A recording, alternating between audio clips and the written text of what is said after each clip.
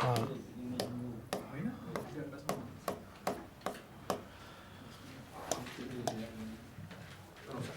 है ल। Good evening everybody. हामी आजको क्लास अब सुरु गर्छौँ। आजको यस ट्रान्सपोर्टेसन इन्जिनियरिङको क्लासमा 9.2 च्याप्टर, जुन सबभन्दा लामो च्याप्टर भनेको यही च्याप्टर हो र यही च्याप्टरबाट इक्जाममा न्युमेरिकल सोध्यो भने पनि यही च्याप्टरबाट अत्यन्त बढी न्युमेरिकल सोध्ने चान्स पनि एउटा अथवा दुवै न्युमेरिकल पनि यही च्याप्टरबाट सोध्ने चान्स हायर हुन्छ। र ओभरटेकिङ साइड डिस्टेन्स भन्ने छ, यसलाई ओएसडीले रिप्रेजेन्ट गरिन्छ। ओएसडी भनेको the safe distance required to overtake the slow moving vehicle by the fast moving vehicle is known as overtaking sight distance. कुनै पनि स्लो मुभिङ भेहिकललाई फास्ट मुभिङ भेहिकलले ओभरटेक गर्दा चाहिने डिस्टेन्स भनेको ओभरटेकिङ साइड डिस्टेन्स हो। राजमार्गको सदैव एउटा नियम के हुन्छ भन्दा स्लो मुभिङ भेहिकललाई फास्ट मुभिङ भेहिकलले ओभरटेक गर्नै पर्छ, होइन भने त होल राजमार्गै कोल्याप्स भइदिन्छ। हेर्नुहोस्, तपाईँ काठमाडौँबाट आफ्नो प्राइभेट कारमा काठमाडौँबाट चितवन जान खोज्दै हुनुहुन्छ, लगभग आफ्नो प्राइभेट कारमा 6 घन्टामा पुग्नुपर्ने चितवनमा यदि तपाईँले कलङ्कीमा एउटा फलामे डन्डी बोकेको लोडेड ट्रक भेट्नुभयो, त्यो ट्रकलाई तपाईँको कारले ओभरटेक नगरेर चितवन जान खोज्ने हो भने 6 घन्टामा पुग्नुपर्ने चितवन 12-13 घन्टा लाग्न सक्छ। लाग्ला कि नलाग्ला? एउटा गाडीले पनि अर्कोलाई ओभरटेक नगरेर राजमार्गभरि गाडी चलाउने हो भने त राजमार्गभरि कमिलाको ताती जस्तो गाडीको लाइन हुन्छ। तर ओभरटेक चाहिँ गर्नै पर्छ। तर कस्तो कन्डिसनमा गर्नुपर्छ भन्दा सधैँभरि सुरक्षित कन्डिसनमा। ओभरटेक गर्नु ठुलो कुरा होइन, सधैँभरि सुरक्षित कन्डिसन मेन्टेन गरेर ओभरटेक गर्नुपर्छ। जति एउटा सिधा बाटोमा र एउटा कुनै टर्निङको बाटोलाई हेर्ने हो भने जस्तै हेर्नुहोस् त, यो कुनै एउटा सिधा बाटो सम्झिनुहोस् र एउटा कुनै टर्निङको बाटो यस्तो प्रकारको छ भने यो सिधा बाटोमा बिचमा डटेड लाइन हुन्छ, यो टर्निङको बाटोमा कन्टिन्युअस लाइन हुन्छ नि। यसको फिजिकल मिनिङ के पनि हो भन्दा यो बाटोमा ओभरटेक गरेर जान चलाउन मिल्छ भन्न खोज्यो। तर यो बाटोमा टर्निङको बाटोमा कन्टिन्युअस लाइन छ भने यदि तिमी लेफ्ट अलाइन छ भने लेफ्टमा मात्रै हिँड, अर्को साइडमा छौ भने अर्को लेनमा मात्रै हिँड, अर्को लेनमा नजाऊ अथवा ओभरटेक गर्न पाइँदैन भन्न खोज्यो। सधैँभरि सिधा बाटोमा ओभरटेक गर्नुपर्छ, टर्निङको बाटोमा ओभरटेक गर्नु हुँदैन। यदि बाटोको चौडाइ पर्याप्त मात्रामा छ भने ओभरटेक गर्नुपर्छ, बाटोको चौडाइ सानो छ भने ओभरटेक गर्नु हुँदैन। अपोजिट डिरेक्सनबाट गाडी नजिक आएको छ भने ओभरटेक गर्नु हुँदैन, अपोजिट डिरेक्सनको गाडी टाढा छ भने ओभरटेक गर्नुपर्छ। ओभरटेक गर्नु ठुलो कुरा होइन, सधैँभरि सुरक्षित कन्डिसन मेन्टेन गरेर ओभरटेक गर्नु पर्यो। अब यसको कन्डिसनमा कस्तो प्रकारको हुन्छ भन्दा एउटा ओभरटेकिङ भेहिकल हुन्छ, अर्को ओभरटेकन भेहिकल भन्ने हुन्छ।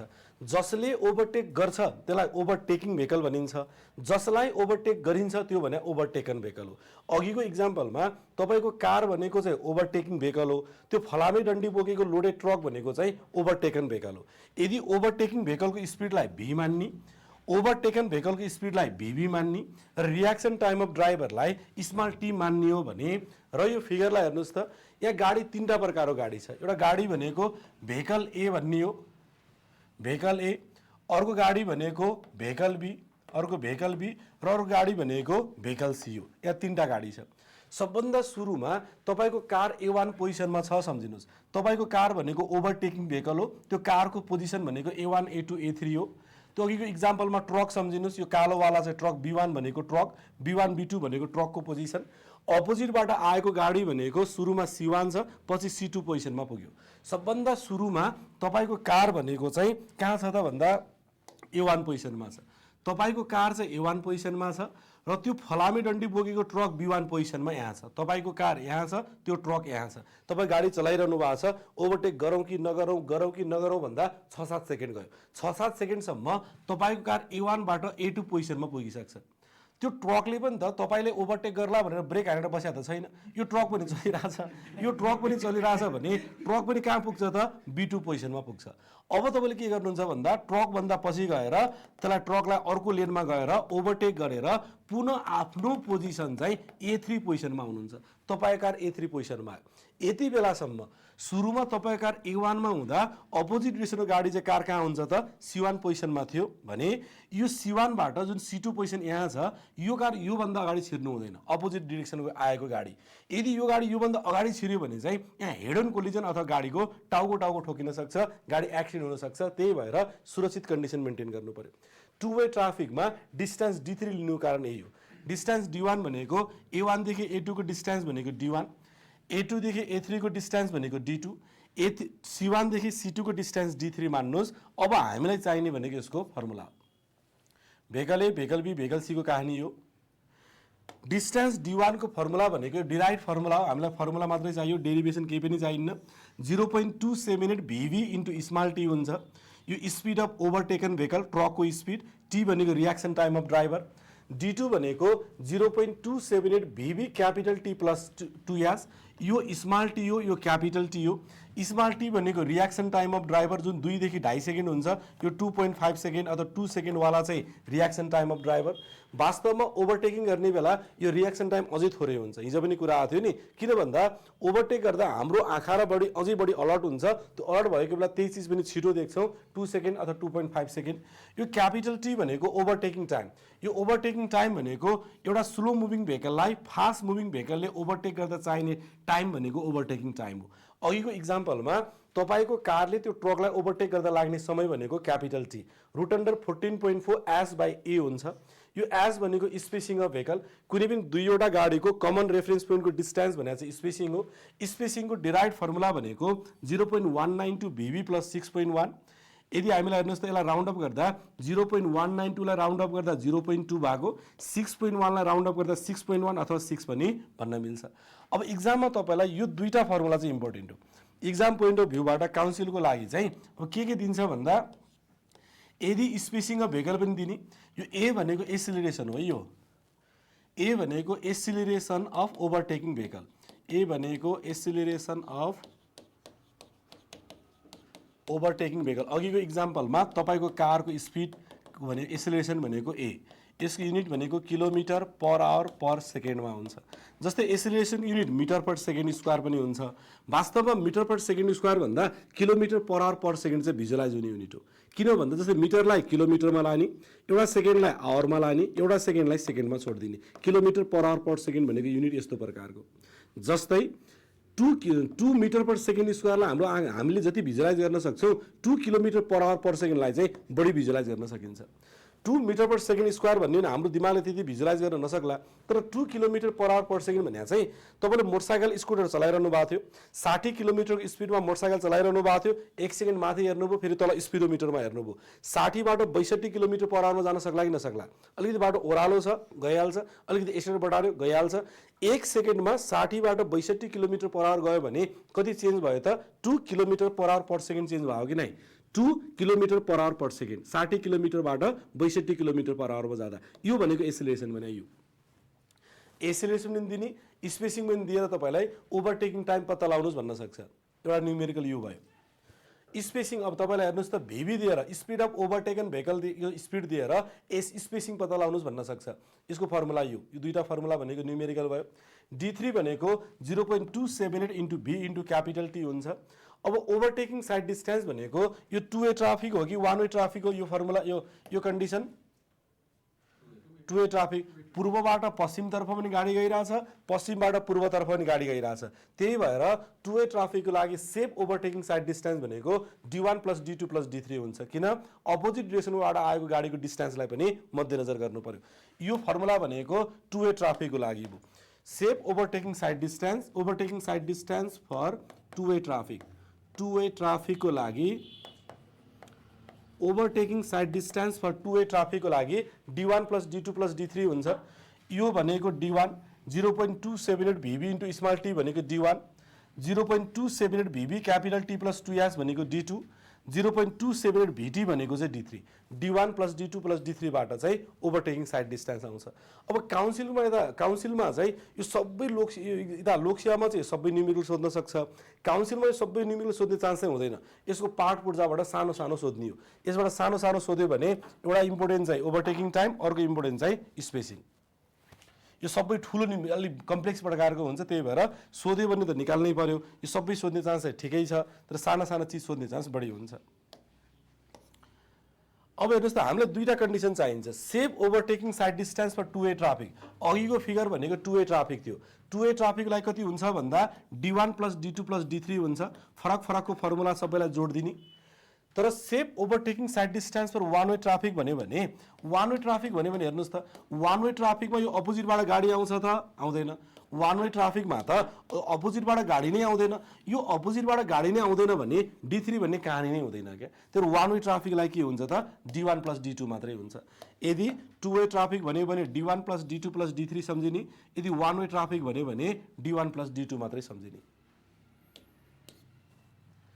एउटा अर्को नयाँ कन्डिसन छ यदि एनालाइसिस गर्ने बेला if speed of overtaking vehicle is not given if speed of overtaken vehicle VB is not given then take VB = V - X यदि ओभरटेकन भेहिकलको स्पिड दिएन भने चाहिँ VB भनेको V - X km/h घटाउने जहाँ X को भ्यालु भनेको 16 देखि 30 km/h घटाउनु पर्छ जनरली कति ल्याइन्छ भन्दा 16 km/h घटाइन्छ मार्केटमा पाइने इन्डियन किताब नेपाली राइटरको किताब लोकसेवाका किताब काउन्सिलको किताब सबै किताबमा 16 घटाएको हुन्छ 16 नै घटाउनु पर्छ भन्ने पनि छैन 16 देखि 30 जति घटाए पनि हुन्छ जनरली 16 घटाउने चलन छ त्यही भएर हाम्रो फर्मुला बन्यो VB भनेको V - 16 यो भनेको अर्थ के हो त हेर्नुस् त VB भने स्पिड अफ ओभरटेकन भेहिकल हो नि त्यो ट्रकको स्पिड तपाईको कारको स्पिड कहाँबाट थाहा हुन्छ गाडीको स्पिडोमिटर हेरेर थाहा हुन्छ तपाईको कारको स्पिडोमिटरमा हेरेर तपाईको कारको स्पिड थाहा हुन्छ त्यो ट्रकको स्पिड कति हुन्छ भन्दा तपाईको कार जति छ त्यो भन्दा 16 km/h घटाउने 16 देखि 30 km/h घटाउने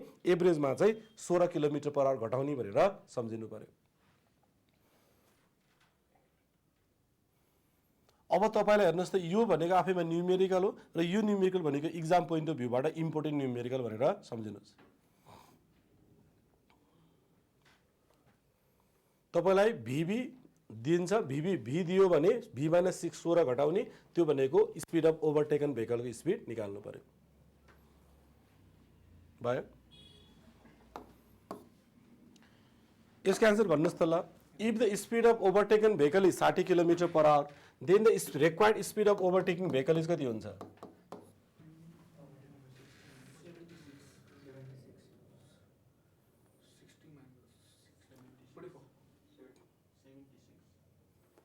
44 र 76 कति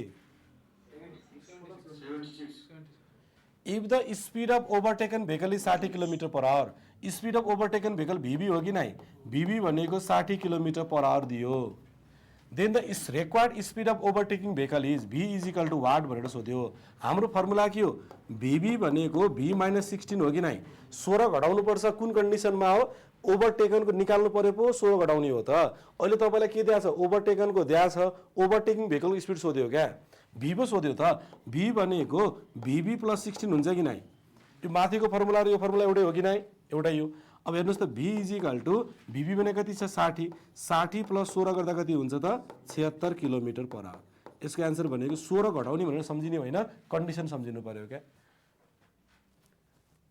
एउटा क्वेशन आन्सर भन्नुस् त तपाईले ओभरटेकिङ भेहिकलको स्पिड र ओभरटेकन भेहिकलको स्पिडमा कुन बढी हुन्छ सधैँभरि के हुन्छ ओभरटेकिङको बढी हुन्छ होइन त ओभरटेक गर्नै सक्दैनन् होइन र तपाईको ट्रकको त्यो अघिको ट्रक भन्दा तपाईको कारको स्पिड बढी भए पो ओभरटेक हुन्छ त जस्तै ओभरटेकन भेहिकलको स्पिड 60 km/h दिएको छ भने 44 त किन हुँदैन भन्दा ओभरटेकिङको सधैँभरि बढी हुन्छ क्या त्यही भएर 60 भन्दा थोरै हुने कुरै भएन 60 भन्दा थोरै नै हुँदैन अब एउटै स्पिड बराबर स्पिड चाहिँ ओभरटेक गर्न सक्छ त सक्दैन बाँकी दावेदार अप्सन भनेका 76 र 100 16 देखि 30 घटाउने हो अब रेन्जमा 16 देखि 30 वाला मध्ये एउटा मात्रै अप्सन हुन्छ दुवै चाहिँ दिदैन 16 देखि 30 जति जोडे पनि हुन्छ यो कन्डिसनमा अब 16 देखि 30 जोड्दा पनि नमिल्ने छ 60 + 30 गर्दा 90 हुन्छ या अप्सनमा 100 यस्तो तरिकाले अप्सन चाहिँ मिलाउँछ बुझ्नुभयो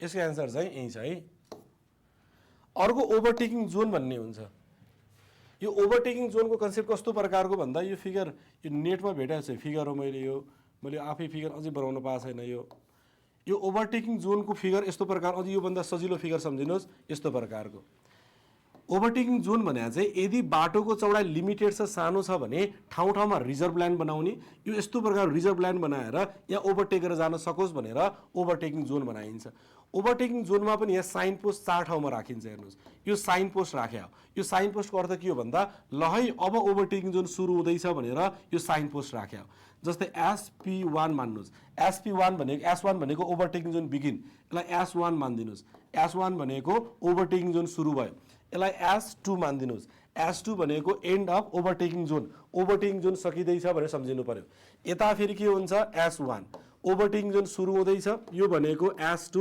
ओभरटेकिङ जोन सकिँदैछ। अनि यसको डिस्टेन्समा हेर्नुहोस् त, यहाँदेखि यहाँसम्म यस्तो राखिन्छ। यहाँदेखि यहाँसम्मको डिस्टेन्सको कुरा गर्ने हो भने, यहाँदेखि यहाँसम्मको डिस्टेन्सको कुरा गर्ने हो भने, योदेखि योसम्म ओएसडी, यहाँदेखि यहाँसम्म ओएसडी, यहाँदेखि यहाँसम्म ओएसडी, यहाँदेखि यहाँसम्म ओएसडी, यहाँदेखि यहाँसम्म ओएसडी। ओएसडी अघि हाम्रो हिसाबबाट आयो, जस्तै अघि हाम्रो D1 + D2 + D3 बाट 100 मिटर आयो अरे। 100 मिटर आयो भने यहाँदेखि यहाँसम्म 100 मिटरमा के राख्नु पर्यो, एउटा साइन पोस्ट राख्नु पर्यो। यो साइन पोस्टले के दिन्छ, सूचना दिन्छ हामीलाई, ल है ड्राइभर अब ओभरटेकिङ जोन सुरु हुँदैछ भनेर ड्राइभरलाई यहाँ सूचना दियो क्या। ड्राइभरले सूचना पाएपछि अब के गर्छन्, ल ठिक छ म अगाडि गएर ओभरटेक गर्छु भनेर सम्झिन्छन्। फेरि ड्राइभरले यहाँ सूचना दिनु पर्यो, ल है अब ओभरटेकिङ जोन सकिँदैछ भनेर ड्राइभरले यहाँ सूचना पाए। यताबाट जाने ड्राइभरलाई पनि त सूचना दिनु पर्यो नि, ल है अब ओभरटेकिङ जोन सुरु हुँदैछ भनेर यहाँ सूचना पाए। फेरि ओभरटेकिङ जोन सकिँदैछ भनेर यहाँ सूचना पाए। ड्राइभर कि त तिमीले ओभरटेक गरिहाल, होइन भने सर्टेन डिस्टेन्स ट्राभल गएपछि अब बाटो सिधा आउँछ, त्यहाँ ओभरटेक गर्ने कन्डिसन हुँदैन। जति यो फिगर पनि कर्भ, यो पनि कर्भमा बनाए, सधैँभरि कर्भमा मात्रै हुन्छ भन्ने चाहिँ छैन। फेरि यो बाटो सिधा पनि हुनसक्छ है, फेरि यो बाटो सिधामा पनि हुनसक्छ, कर्भमा पनि हुनसक्छ। सिधा बाटोभन्दा कर्भ रोड अलिकति बढी च्वाक देखिन्छ, त्यही भएर मैले चाहिँ यो अलिकति कर्भ रोड बनाएँ। यस्तो प्रकार इन्फर्मेसन किन दिनुपर्छ भन्दा ड्राइभरलाई सूचनाको अधिकार पनि हो, एउटा चाहिँ सूचनाको अधिकार हो। अर्को भने चाहिँ के हो भन्दा ड्राइभर यो पोइन्टमा एकैचोटि सरप्राइज हुनु भएन क्या।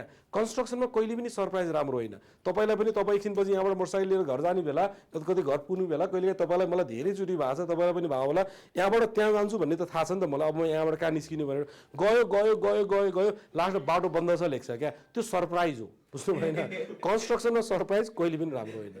बरु आज बेलुका तपाईँ मेरो गोठामा आउँदा 1 केजी खसीको मासु र एउटा चाहिँ केक लिएर आउँदा त्यो चाहिँ ठिक हो फेरि। यो पनि यो चाहिँ सरप्राइज ठिक हो, यो वाला सरप्राइज चाहिँ ठिक होइन, यो चुतिया बनाउने सरप्राइज हो, यस्तो प्रकार ठिक हुँदैन।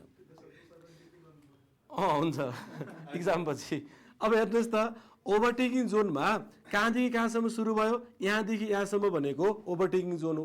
ओभरटेकिङ zone minimum length of overtaking zone कति हुन्छ त भन्दा, अब minimum length of overtaking zone भनेको यहाँदेखि यहाँसम्म भनेको minimum length of overtaking zone, that is OSD plus OSD plus OSD, 1 2 3 गर्दा 3 × ओएसडी हुन्छ। Desirable length of overtaking zone भन्यो भने यसको कहानी यहाँबाट सुरु भएको छ, यसको कहानी यहाँ गएर अन्त्य भएको छ, OSD OSD OSD OSD OSD, 1 2 3 4 5 गर्दा 5 × ओएसडी। कुरा बुझ्नुभयो? यो फर्मुला यहाँ छ। अब minimum length of overtaking zone भन्यो भने चाहिँ 3 × ओएसडी बिचको मात्रै, desirable length of overtaking zone भन्यो भने 5 × ओएसडी। र यो क्वेसन, यो फर्मुला भनेको भेरी मच इम्पोर्टेन्ट, यो भनेको इम्पोर्टेन्ट फर्मुला। तपाईँलाई अब्जेक्टिभमा अब एउटा न्युमेरिकल बेस्डमा पनि डाटा दिएर सोधिदिन सक्छ, अथवा फर्मुला मात्रै सोध्न सक्छ। The minimum length of overtaking zone is भन्यो भने 3 × ओएसडी, डिजायरेबल भन्यो भने 5 × ओएसडी। एउटा चिज के बुझ्नुपर्छ भन्दा, काउन्सिल पढ्ने विद्यार्थीले चाहिँ नेपाल इन्जिनियरिङ काउन्सिलको तयारी गर्दै गर्दा जति फर्मुला आउँछ नि त्यो सबै हिसाब हो, जति फर्मुला आउँछ नि त्यो सबै हिसाब भनेर सोच्ने हो तपाईँले। अब यो लास्ट टाइममा चाहिँ तपाईँलाई 2 नम्बरमा पनि थ्योरी पनि हालिदियो, होइन भने 1 नम्बरको थ्योरी प्रकारको, 2 नम्बरको हिसाब प्रकारको भनेर तपाईँको तयारी चाहिँ त्यो लेभलको हुनुपर्छ। अब थ्योरीमा दियो भने ठिक छ, कहिलेकाहीँ चाहिँ त्यस्तो पनि हुन्छ है। इफ द, हेर्नुहोस् त इक्जाममा सोध्ने क्वेसन यस्तो प्रकारको हुन्छ, if the overtaking sight distance is 100 metre then the required minimum length of overtaking zone is कति हुन्छ? If the overtaking sight distance is 100 metre then the required minimum length of overtaking zone भन्यो। Minimum length of overtaking, हजुर ठिक छ 300 metre भन्नुभयो उहाँले। Minimum length of overtaking zone भन्यो भने कति हो त, हेर्नुहोस् त, minimum length of overtaking zone, minimum length of overtaking zone भनेको 3 × ओएसडी हाम्रो फर्मुला हो। ओएसडी कति छ? 100 मिटर, 3 × 100 मिटर गर्दा कति हुन्छ त? 300 मिटर। यसको एन्सर भनेको 3 × 100 गर्दा चाहिँ यसको एन्सर इज 300 मिटर। यसको एन्सर भनेको 3 × ओएसडी, ओएसडी भनेको 100 मिटर छ। कुरा बुझ्नुभयो? If the OSD is 100 metre then the desirable length of overtaking zone कति हुन्छ? डिजायरेबल लेन्थ अफ ओभरटेकिङ जोनको फर्मुला के हो त? 5 × ओएसडी हो। हाम्रो फर्मुला 5 × ओएसडी। 5 × ओएसडी कति छ त? ओएसडी भनेको 100 मिटर छ, 5 × 100 मिटर गर्दा कति हुन्छ त? 500 मिटर। यसको एन्सर भनेको अप्सन डी 500 मिटर। फर्मुला कन्ठ हुनु पर्यो, फर्मुलाको एप्लिकेसन हो यो है। यसको एन्सर यही छ। अर्को इन्टरमिडिएट साइड डिस्टेन्स भनेर छ। इन्टरमिडिएट साइड डिस्टेन्सलाई आइएसडी भनिन्छ। यो इन्टरमिडिएट साइड डिस्टेन्स भन्नु र हेडलाइट साइड डिस्टेन्स भन्ने एउटै हो। दिउँसोको समयमा सूर्यको उज्यालो हुन्छ, सूर्यको किरणको कारणले गर्दा गाडीको ड्राइभरले बाटोलाई सजिलैसँग देखेर डिजाइन स्पिडमा गाडी चलाउन सक्छन्।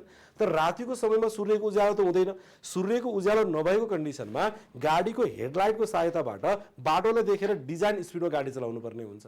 दिउँसोको समयमा बाटो अगाडि मात्रै होइन, साइडमा चिजहरू पनि, अब्जेक्ट पनि देखिन्छ। तर रातिको समयमा त गाडी जता चल्छ त्यो मात्रै बाटो देखिने हो नि। अपोजिटबाट आएको गाडीको हेडलाइटको कारणले गर्दा, ग्लेयर इफेक्टको कारणले गर्दा बाटो राम्रोसँग देखेकै छैन।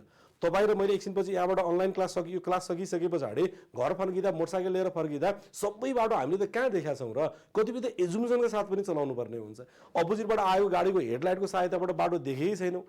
अथवा अर्को रातिको समयमा बाटो हेडलाइट भनेको लाइट सिधा मात्रै ट्राभल गर्छ, सिधा मात्रै बाटो देखिन्छ, साइड गर्दा ग्लेयर इफेक्ट हुन्छ, ब्लर हुन्छ, राम्रो देखिँदैन। त्यही भएर दिउँसोको समयमा डिजाइन स्पिडमा गाडी रोक्नको लागि जति डिस्टेन्स चाहिन्छ, रातिको समयमा त्यसको डबल डिस्टेन्स चाहिन्छ। द्याट इज आइएसडी भनेको 2 × SD हुन्छ। इन्टरमिडिएट साइड डिस्टेन्स भनेको 2 × SD। If the stopping distance is 50 metre, then the intermediate sight distance is 2 नम्बरमा सोध्ने न्युमेरिकल यस्तो हुन्छ। कति हुन्छ?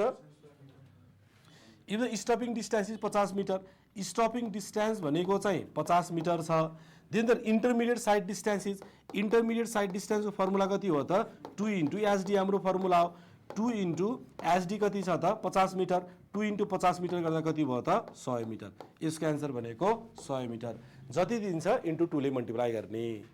फर्मुला कन्ठाउनु पर्यो, फर्मुला कन्ठाउनु पर्यो। फर्मुला भनेको हिसाब, बुझ्नुभयो?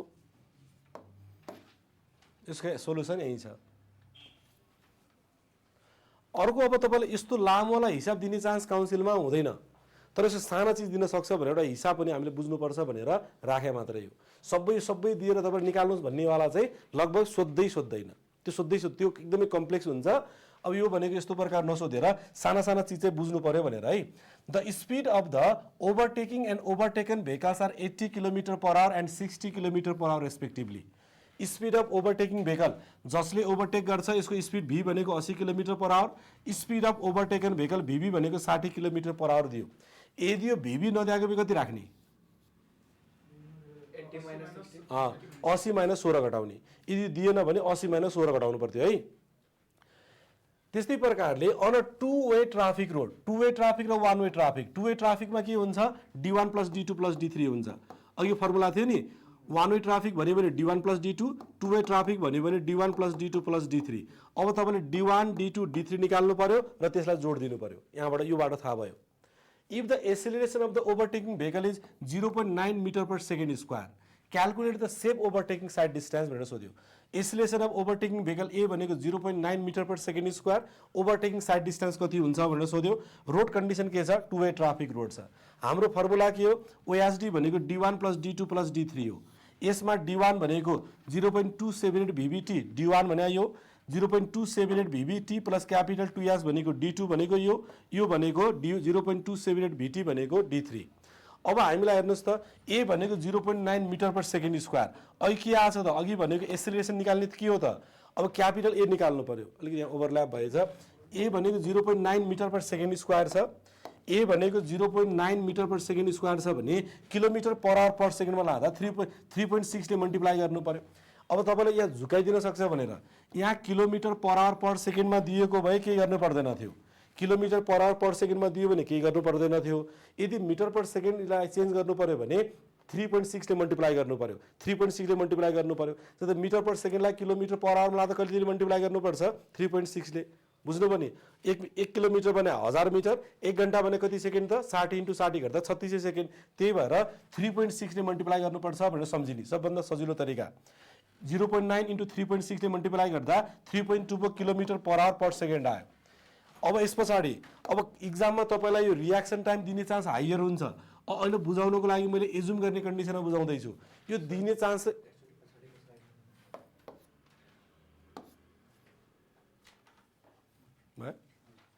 3.6 ले मल्टिप्लाई गर्ने। अब रियाक्सन टाइम भनेको अब तपाईँलाई इक्जाममा काउन्सिलमा किन दिने चान्स हायर हुन्छ भन्दा चाहिँ तपाईँले त त्यही 2 सेकेन्ड र 2.5 सेकेन्ड राख्दा त डाटा त फरक पर्छ। त्यही भएर त्यही डाटाबाट आओस् भनेर चाहिँ यो पनि दिने चान्स हायर हुन्छ। यो दिएन भने एजुम गर्नुपर्छ भनेर यहाँ राखिदिया। स्पेसिङ एसको फर्मुला 0.2 VB + 6 यो फर्मुला हाले पनि हुन्छ, अथवा 0.192 VB + 6.1 एक्ज्याक्ट फर्मुला यो हो। एक्ज्याक्ट स्पेसिङको फर्मुला यो हो। यो राउन्ड अप गरेको फर्मुला 0.2 VB + 6 भनेको राउन्ड अप गरेको फर्मुला। यति गर्दा 0.2 VB भनेको 60 दिएको छ, +6 जोड्दा 18 मिटर आयो। यो भनेको के हो? एस भनेको स्पेसिङ। यो एस भने चाहिँ स्पेसिङ, दुईवटा गाडीको कमन रेफरेन्स पोइन्टको डिस्टेन्स। अब तपाईँलाई यति मात्रै दिन सक्छ, स्पिड अफ ओभरटेकन भेहिकलको स्पिड दिएर यसको स्पेसिङ कति हुन्छ निकाल्नुहोस् भने यो फर्मुलाबाट निकाल्ने। यो क्यापिटल टी भने के हो त? ओभरटेकिङ टाइम। क्यापिटल टी भनेको ओभरटेकिङ टाइम। कुनै पनि स्लो मुभिङ भेहिकललाई फास्ट मुभिङ भेहिकलले ओभरटेक गर्दा लाग्ने समय भनेको ओभरटेकिङ टाइम। यसको फर्मुला के हुन्छ? √14.4 S/A हाम्रो फर्मुला हो। √14.4 S भने माथि निकालिसक्नुभयो 18 मिटर, S/A कति छ? 3.2 अघि भर्खर निकाल्नु भएको छ। यति गर्दा 8.94 सेकेन्ड आयो। यो भने के हो? त्यो स्लो मुभिङ भेहिकललाई फास्ट मुभिङ भेहिकलले ओभरटेक गर्दा लाग्ने समय। अब यो इक्जाम्पलमा तपाईँको कारले त्यो ट्रकलाई ओभरटेक गर्दा लाग्ने समय। अब काउन्सिलमा सोध्ने भने चाहिँ यस्तो वाला सोध्ने हो। यो सबै सोध्ने चान्स अलिकति कमै हुन्छ, सोध्यो भने त निकाल्नै पर्यो। यो सोध्ने चान्स फेरि इम्पोर्टेन्ट हुन्छ। अब overtaking sight distance for 2 way traffic, OSD for 2 way ट्राफिकको लागि, 2 वे ट्राफिकको लागि फर्मुला भनेको D1 + D2 + D3 फर्मुला हो। यति भनेको D1, यति भनेको D2, यो ट्रायंगल यो रेक्टेंगल भनेको D3। VB कति छ? 60 km/h। रिएक्सन टाइम कति छ? 2 सेकेन्ड। VB कति छ? 60 km/h। ओभरटेकिङ टाइम कति निकाल्नु भयो? 8.94। एस कति छ? 18 मिटर। एस 18 मिटर प्लस भी कति छ? 80 km/h। क्यापिटल टी कति छ? 8.94। यति गर्दा कति आयो? तीनटा छुट्टा-छुट्टी आयो। यसो भनेको 417.3 मिटर। यसरी सबै सोध्यो भने चाहिँ 2 नम्बरको अलि बढी वेटेज हुन्छ भनेर सोध्दैन कि भन्ने, सोध्यो भने त निकाल्नु पर्यो सबै। तर बुझ्न चाहिँ पर्यो, सोध्ने चान्सै छैन। यो काउन्सिलको लागि लोकसेवामा चाहिँ सोध्ने चान्स हुन्छ यस्तो। काउन्सिलको लागि यस्तो क्वेसन चाहिँ अब यत्रोवाला सोध्ने चान्स चाहिँ हुन्न, तर बुझ्न त पर्यो नि त फेरि हामीले, त्यही भएर पढाएको चाहिँ हो। अब यसको टुक्रा टुक्रा सोध्ने हो कि काउन्सिलमा चाहिँ, यो टुक्रा यस्तोवाला सोध्ने हो। अर्को ग्रेड कम्पेन्सेसन भनेर छ। ग्रेड कम्पेन्सेसन भनेको ग्रेडलाई घटाउने भनेको ग्रेड कम्पेन्सेसन हो। Reduction in gradient is known as grade compensation. कस्तो प्रकारको हुन्छ भन्दा, एक त बाटो उकालो पनि छ, त्यही माथि टर्निङको बाटो छ।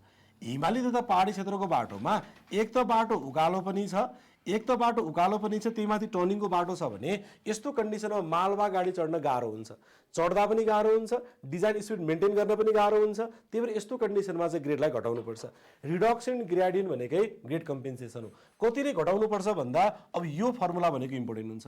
कतिले घटाउनुपर्छ भन्दा 30 + R/R को दरले घटाउनुपर्छ। 30 + R/R को दरले घटाउनुपर्छ। यो भने केमा हुन्छ त? पर्सेन्टेजमा हुन्छ।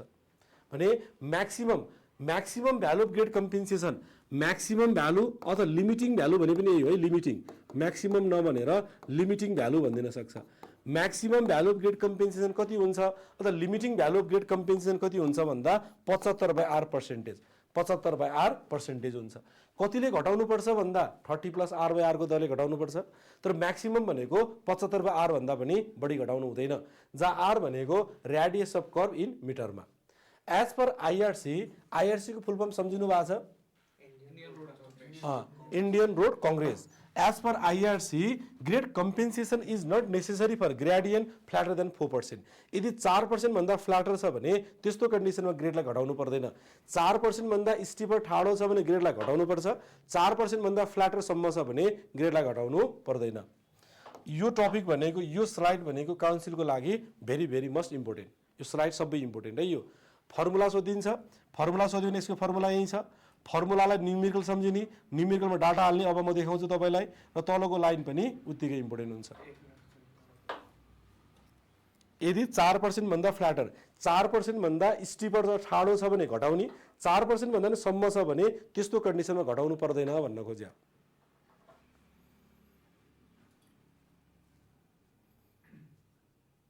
यो फर्मुला जस्तै अस्ति हामीले सुपर एलिभेसन हिसाब गरेका थियौँ नि, maximum value of super elevation कति हुन्छ भन्दा 7%। यदि 7% भन्दा बढी आयो भने कति राख्ने हो? 7% राख्ने। 7% भन्दा थोरै आयो भने कति राख्ने हो? थोरै राख्ने, सानो भ्यालु राख्ने भयो। यसको आन्सर भन्नुहोस् त। The maximum grade compensation for a curve of radius 75 metre is कति हुन्छ? 1 0.01। द अधिकांशले 1, एउटा साथीले 0.01 भन्नुभयो। The maximum grade compensation for a curve of radius 75 metre is, maximum value of grade compensation के हो? Maximum value of grade compensation, grade कम्पेन्सेसनको formula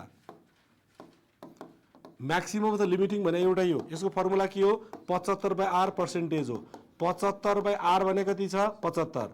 75/75 गर्दा कति हुन्छ? 1%। 1% भने कति हो? 1/100। यो गर्दा कति हुन्छ? 0.01। यसको एन्सर 0.01 हो। अधिकांशले चाहिँ रङ भन्नु। हेर्नुहोस् त, काउन्सिलमा सोध्ने क्वेसन यस्तो हो त। लोकसेवामा सोध्ने क्वेसन चाहिँ 1% वाला हो त्यस्तो। यो काउन्सिलमा सोध्ने क्वेसन भने त्यही सिम्पललाई पनि कसरी ट्विस्ट गर्न सकिन्छ, कति लेभलसम्म ट्विस्ट गर्न सकिन्छ भन्ने हो। भर्खरै पढा योभन्दा सजिलो क्वेसन भन्ने हुन्छ र हुँदैन नि, त तपाईँ अधिकांशले त बिगार्नु भयो नि। यथार्थ त त्यही हो नि, होइन र? हेर्नुहोस् त, यसको एन्सर 0.01 हुन्छ। कुरा बुझ्नुभयो नि? यदि फर इक्जाम्पल हेर्नुहोस् त, यसको एन्सर यही छ है, भर्खर हामीले गरेको हिसाब यही हो। यसको एन्सर चाहिँ यो छ। यसको एन्सर कति हुन्छ? त्यही क्वेसन हो। यसको चाहिँ 1% हो क्या। यदि पर्सेन्टेजमा भन्यो भने बल्ल 1% हो। कुरा बुझ्नुभयो? पर्सेन्टमा भन्यो भने चाहिँ 1%। अघि त पर्सेन्टेजमा भनेको थिएन, 1, 0.1, 0.01 भनेको थियो। यसको एन्सर 0.01। बुझ्नुभयो नि, होइन? यसको चाहिँ 1%, यसको चाहिँ 1%, अघि चाहिँ 0.01% भनेन भने। अर्को हेर्नुहोस् त, while aligning a hill road, एउटा पहाडको बाटो बनाउँदै गर्दा with a ruling gradient of 6%। Ruling gradient भनेको डिजाइनरले एटेम्प गर्ने ग्रेडियन्ट भनेको 6%।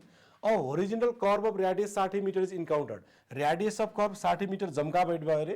Find the grade compensation and compensated gradient at the curve. अब काउन्सिलमा तपाईँ दुईवटा क्वेसन सोध्दैन, यो मध्ये एउटा सोध्ने हो। मैले यहाँ क्वेसन एकैचोटि दुईवटा बुझाउनको लागि यसरी क्वेसन बना मात्रै हो। ग्रेड कम्पेन्सेसन भने चाहिँ कतिले घटाउनु पर्छ भनेर सोध्यो। कम्पेन्सेटेड ग्रेडियन्ट भनेको घटाइसके पछाडि कति हुन्छ त्यो पनि निकाल्नुहोस् भन्यो। यहाँ दुईवटा क्वेसन हो। रुलिङ ग्रेडियन्ट भनेको डिजाइनरले एटेम्प गर्ने ग्रेडियन्ट, डिजाइनरले डिजाइन गर्ने ग्रेडियन्ट भनेको रुलिङ ग्रेडियन्ट कति छ? 6%। रेडियस अफ कर्व आर कति छ? 60 मिटर। ग्रेड कम्पेन्सेसनको फर्मुला के हो? 30 + r/r पर्सेन्टेज हो। आर कति छ? 60। 30 + 60 / 60 गर्दा कति हुन्छ? 1.5% हुन्छ। कुरा बुझ्नुभयो? फर्मुलाको एप्लिकेसन। यस पछाडि यो भनेको ग्रेड कतिले घटाउनु पर्छ भनेर आयो। अब म्याक्सिममसँग चेक गर्नु पर्यो। म्याक्सिममसँग चेक गरेर बल्ल तुलनात्मक रूपमा निकाल्नु पर्यो। बुझ्नुभयो यहाँसम्म? अब हेर्नुहोस् त, similarly maximum value of grade compensation कति हुन्छ त? Maximum value of maximum limit of grade compensation भनेको 75/r पर्सेन्टेज हाम्रो फर्मुला हो। आर कति छ? 60 मिटर। 75/60 गर्दा कति हुन्छ? 1.25% हुन्छ। अब कतिले घटाउने भन्ने चिज बुझ्नु पर्यो, यहाँ बुझ्नु पर्यो। अब हेर्नुहोस् त, यहाँ झुकिने भनेको यहीमा झुकिने हो। कतिले घटाउनु पर्छ भन्दा 1.5%ले घटाउनु पर्छ भन्ने आयो। कतिले घटाउनु पर्छ भन्दा 1.5%ले घटाउनु पर्छ। तर maximum value of grade compensation भनेको म्याक्सिमम भनेको 1.25 हो। योभन्दा बढी त घटाउनै मिल्दैन। त्यही भएर कति घटाउनु पर्छ? 1.25। अघि कति आएको थियो? 1.5%। म्याक्सिमममा चेक गर्दा 1.25। योभन्दा बढी घटाउन मिल्दैन, योभन्दा बढी थियो, त्यही भएर ए घटाउनु पर्यो। सुपर एलिभेसनमा थियो नि, 7% भन्दा बढी आयो भने 7% राख्ने, 7% भन्दा थोरै आयो भने थोरै घटाउने थियो नि, थोरै राख्ने थियो नि। तपाईँलाई मैले सबभन्दा सजिलो मेथड के भनेको थिएँ? जुन सानो हुन्छ त्यही राख्नुहोस्। दुईवटा मध्ये सानो कुन हो? 1.25 हो नि, 1.25 राख्नुहोस् क्या। जुन सानो हुन्छ त्यही राख्नुहोस्, सबभन्दा सजिलो बनाइयो। अब कम्पेन्सेटेड ग्रेडियन्ट भनेको ल हुन्छ, कम्पेन्सेटेड ग्रेडियन्ट भनेको घटाइसके पछाडि कति हुन्छ भने चाहिँ त्यो भनेको कम्पेन्सेटेड ग्रेडियन्ट हो। घटाइसके पछाडि कति हुन्छ त? सुरुमा 6%, कति घटाउनु पर्छ? 1.25। 6 - 1.25 गर्दा कति हुन्छ त? 4.75। कुरा बुझ्नुभयो? That is ruling gradient minus grade compensation. Ruling gradient क्वेसनमा 6% दिएको छ, ग्रेड कम्पेन्सेसन 1.25 दिएको छ। 6 - 1.25 गर्दा चाहिँ 4.75% हुने भयो। यो तरिकाबाट निकाल्नु पर्यो। सक्नुहुन्छ?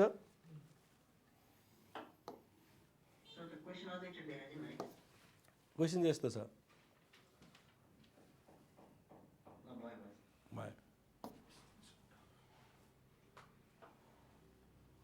भयो। अर्को हेर्नुहोस् त, होइन 1.25 तपाईँले सधैँभरि फाइनल एन्सर राख्ने हो। सधैँभरि एन्सर अब्जेक्टिभमा आयो भने 1.5 र 1.25 अनि 1.25 राख्ने हो। फाइनल एक्सन फाइनल कति हो त 1.25 हो कि नै? कतिले घटाउनु पर्छ भन्दा फाइनल एन्सर भनेको 1.25 हो क्या। 1.5 र 1.25 आयो भने पनि कति राख्नु पर्यो? 1.25 राख्नु पर्यो। 1.5 ले घटाउने होइन, 1.25 ले।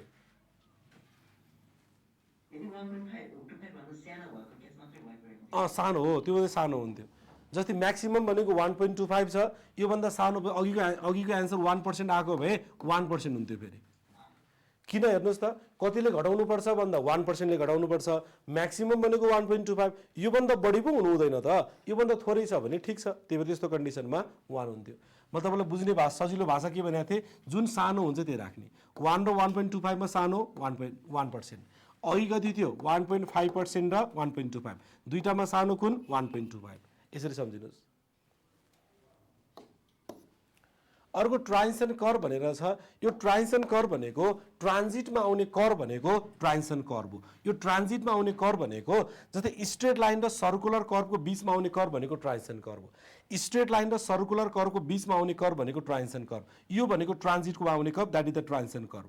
जस्तै तपाईँ हाम्रो साथीहरू नेपालबाट अमेरिका जाँदा, अस्ट्रेलिया क्यानाडा जाने बेला दुबईको ट्रान्जिट, सिङ्गापुरको ट्रान्जिट, कतारको ट्रान्जिट पऱ्यो भन्छन् नि, नेपालबाट अस्ट्रेलिया पुग्नुभन्दा अगाडि बिचको पोइन्ट भनेको के हो त? ट्रान्जिटको पोइन्ट हो क्या।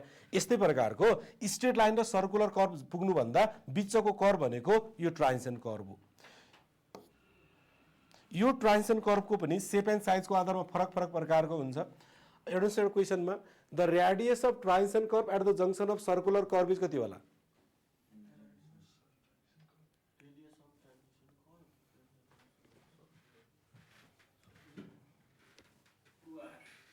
To R. अरू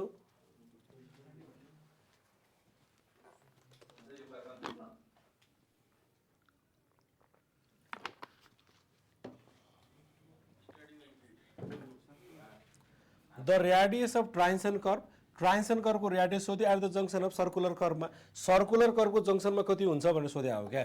यो फिगर हेर्नुहोस् त, ट्रान्जिसन कर्व भने यही हो कि नै? The radius of transition curve, यो ट्रान्जिसन कर्वको रेडियस भन्नुहोस् कहाँ? At the junction of circular curve. यो पोइन्टको रेडियस कति हुन्छ भनेर सोध्यो।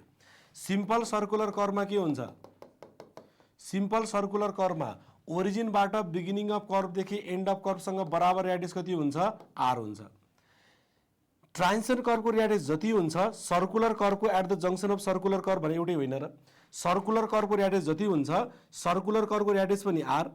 सर्कुलर कर्वको रेडियस जति हुन्छ, यो ट्रान्जिसन कर्वको radius at the junction of circular curve भने एउटै पोइन्ट हो क्या। यो पोइन्टको पनि कति हुन्छ त? आर। त्यही भएर यसको एन्सर कति हुन्छ भन्दा आर हुन्छ। यसको एन्सर भनेको आर हुन्छ, 2r होइन। The radius of transition curve at the junction of straight line is कति हुन्छ?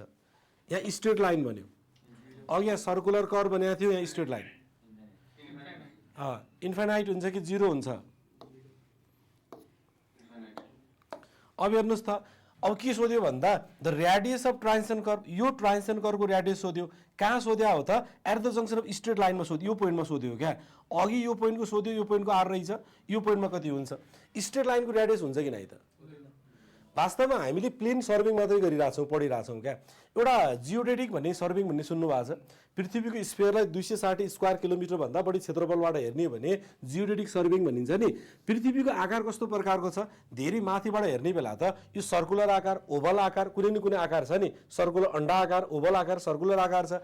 यो आकार छ भने पृथ्वीमा वारीबाट पारिसम्म तराईमा पुरै सम्म प्रकारको बाटो देखे पनि धेरै माथि हाइटबाट हेर्ने भने यो भनेको आर्क हो कि नै त?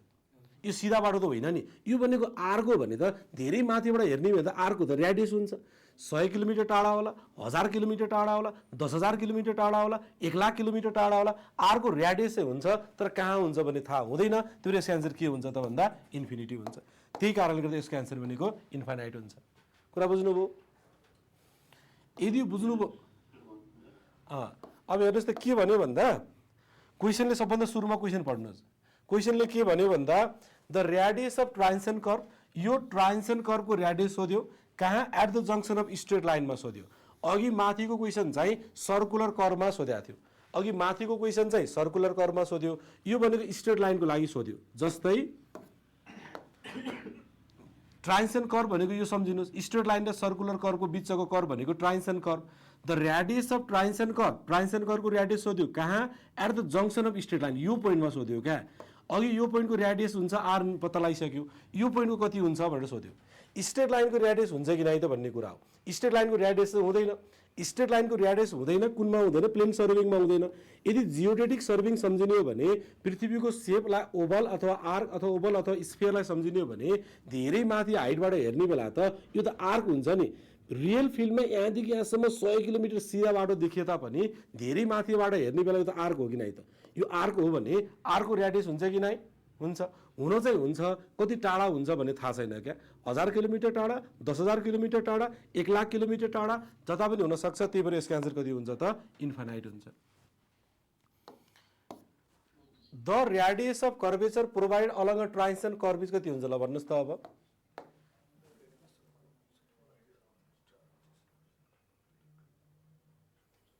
Minimum at the beginning, same throughout its length, equal to the radius of circular curve, varying from infinity to the radius of circular curve. D. The radius of के सोध्या हो त? The radius of transition curve सोध्यो। यो ट्रान्सन कर्वको radius कति हुन्छ भनेर सोध्या। यो पोइन्टमा कति हुन्छ? सर्कुलर कर्वको पोइन्टमा कति हुँदो रहेछ? आर। यो पोइन्टमा कति हुन्छ? इन्फाइनाइट। यो कर्वमा आर, यो पोइन्टमा इन्फिनिटी हुन्छ। भन्नुको अर्थ आर देखि कति हुँदो रहेछ त? इन्फिनिटी। यसको एन्सर भनेको R to infinity. R to infinity भन्ने कुन छ? Varying from infinity to the radius of curve भनेको अर्थ के हो त? इन्फिनिटी टु आर हुने भयो। That is answer is option D. यो ट्रान्सन कर्वको पनि विभिन्न प्रकारका सेप एन्ड साइज हुन्छ। विभिन्न प्रकारका सेप एन्ड साइजको आधारमा हामीले यसको नाम चाहिँ सम्झिनु पर्यो। यदि त्यो ट्रान्सन कर्वको सेप एन्ड साइज स्पाइरललाई हेर्नुहोस् त, यो माथिको यदि कुनै पनि ट्रान्सन कर्वको सेप एन्ड साइज चाहिँ यस्तो प्रकारको छ भने यसलाई स्पाइरल सम्झिने। यो भनेको स्पाइरल हो। यदि ट्रान्सन कर्वको सेप एन्ड साइज चाहिँ यस्तो प्रकारको छ भने यो लेम्निस्केट सम्झिने। यो भनेको लेम्निस्केट हो। यदि ट्रान्सन कर्वको सेप एन्ड साइज चाहिँ यस्तो आकारको छ भने यसलाई cubic parabola सम्झिने।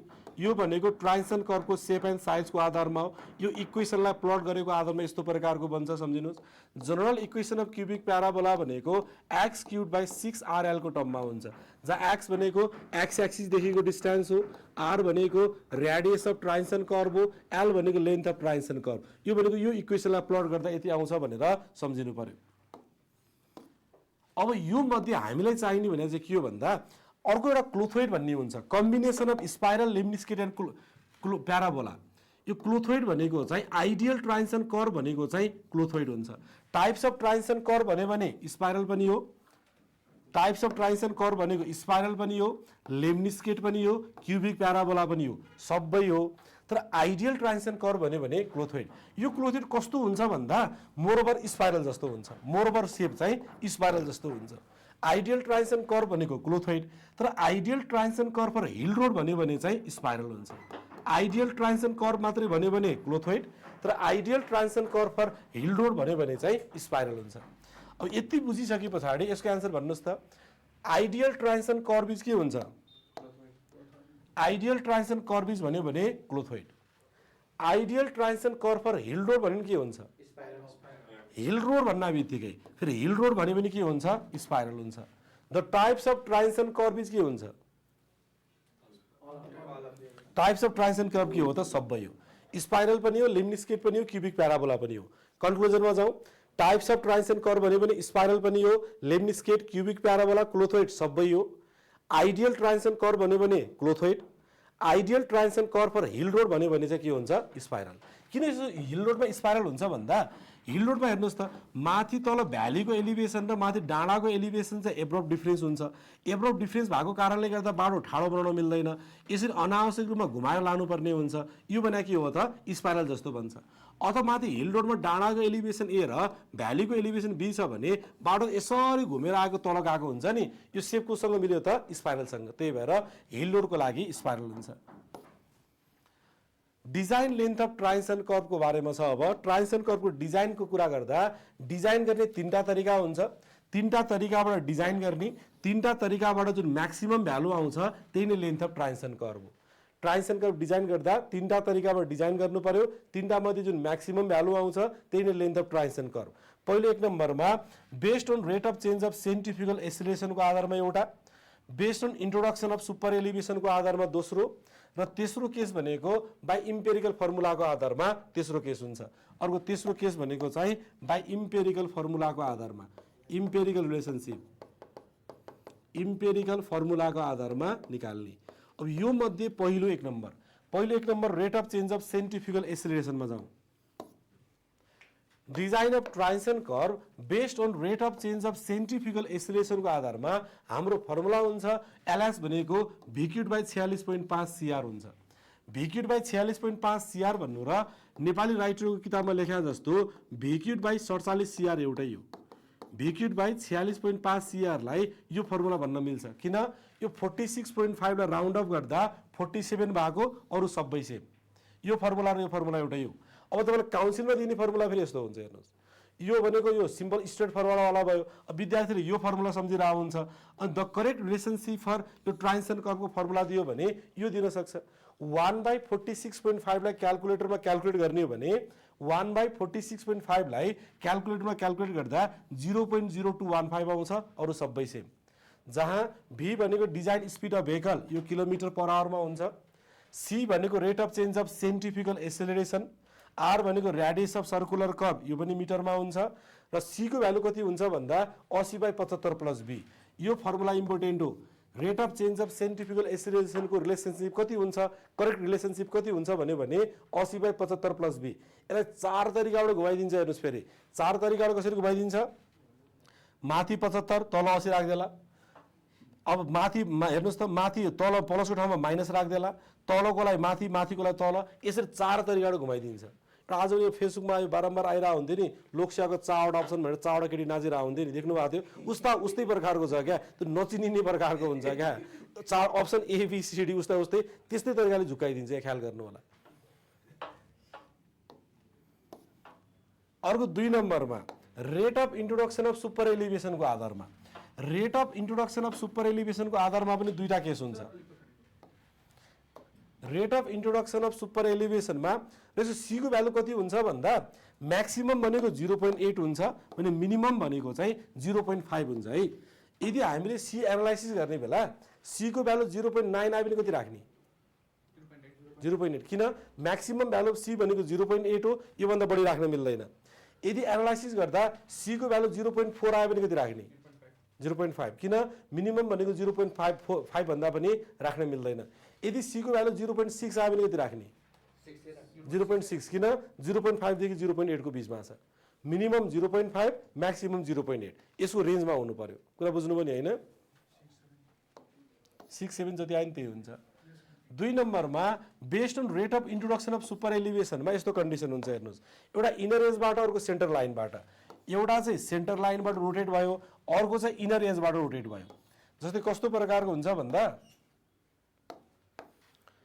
when pavement is rotated about the inner edge, inner as भनेको चाहिँ यस्तो प्रकारको भित्रबाट रोटेसन हुने।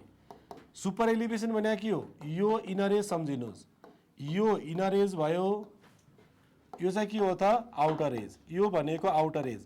इनर एजको तुलनामा आउटर एजलाई रेज गर्ने, उठाउने, ढल्काउने भने सुपर एलिभेसन हो कि नै। सुपर एलिभेसनमा एउटा चाहिँ तपाईलाई सोधे, सोच विचार गरेर एक सर्टमा करेक्ट एन्सर भन्नुस् त। यो माथिको चाहिँ ग्राउन्ड लेभल, ग्राउन्ड लाइन सम्झिनुहोस्, डटेड लाइन, यो लाइन भनेको रोड लाइन सम्झिनुहोस्। यो चाहिँ डटेड भनेको ग्राउन्ड लाइन, यो कन्टिन्युअस लाइन भनेको रोड लाइन हो भने यो ट्रायंगलमा कटिङ गर्नुपर्छ कि फिलिङ?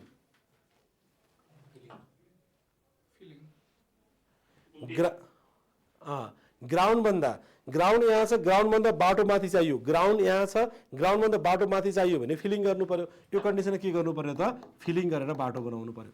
यसको लागि डिराइभ फर्मुला हुन्छ एलएस भनेको E and W plus W हुन्छ, जहाँ E भनेको सुपर एलिभेसन, एन भनेको rate of introduction of super elevation, W भनेको विड्थ अफ रोड, कति मिटरको बाटो छ, W भनेको एक्स्ट्रा वाइडनिङ। अर्को दोस्रो केस हुन्छ when pavement is rotated about the centre line. यसको लागि फर्मुला हुन्छ LS भनेको E/W + W / 2। सेम माथिको फर्मुलामा डिभाइड बाइ 2 सम्झिने।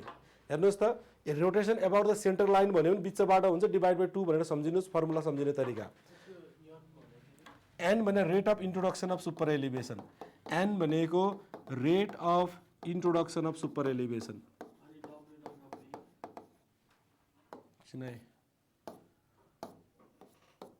यसमा चाहिँ हेर्नुहोस् त म लेखाइदिएँ, यो फर्मुला छ नि, E भनेको सुपर एलिभेसन, E भनेको सुपर एलिभेसन, यो केमा हुन्छ पर्सेन्टेजमा हुन्छ।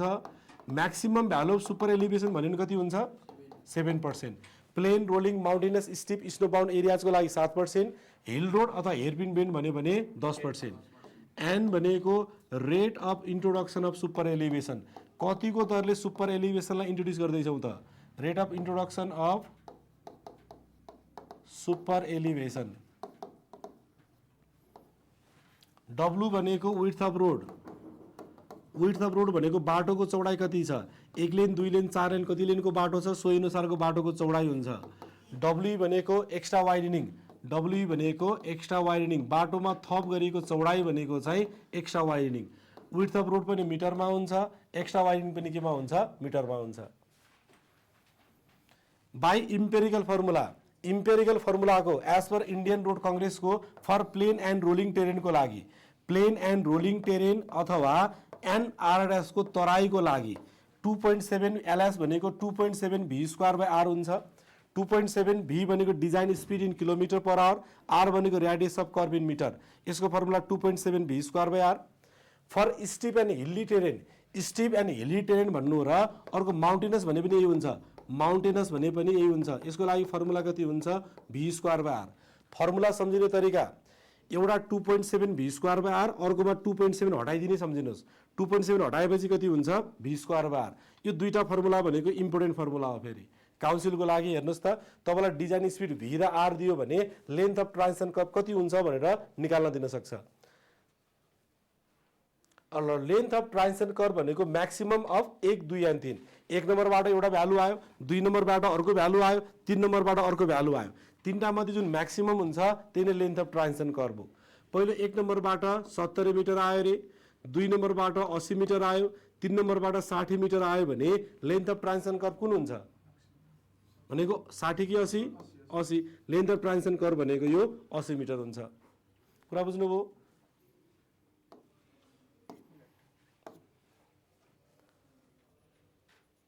यो चाहिँ इम्पेरिकल फर्मुला, विभिन्न प्रकारको ल्याबको डाटाको आधारमा आएको formula.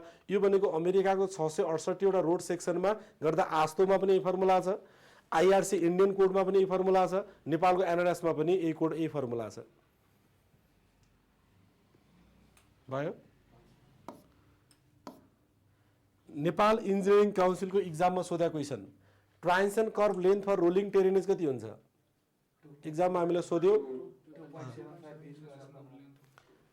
For rolling terrain, plain and rolling भन्यो भने कति हुन्छ?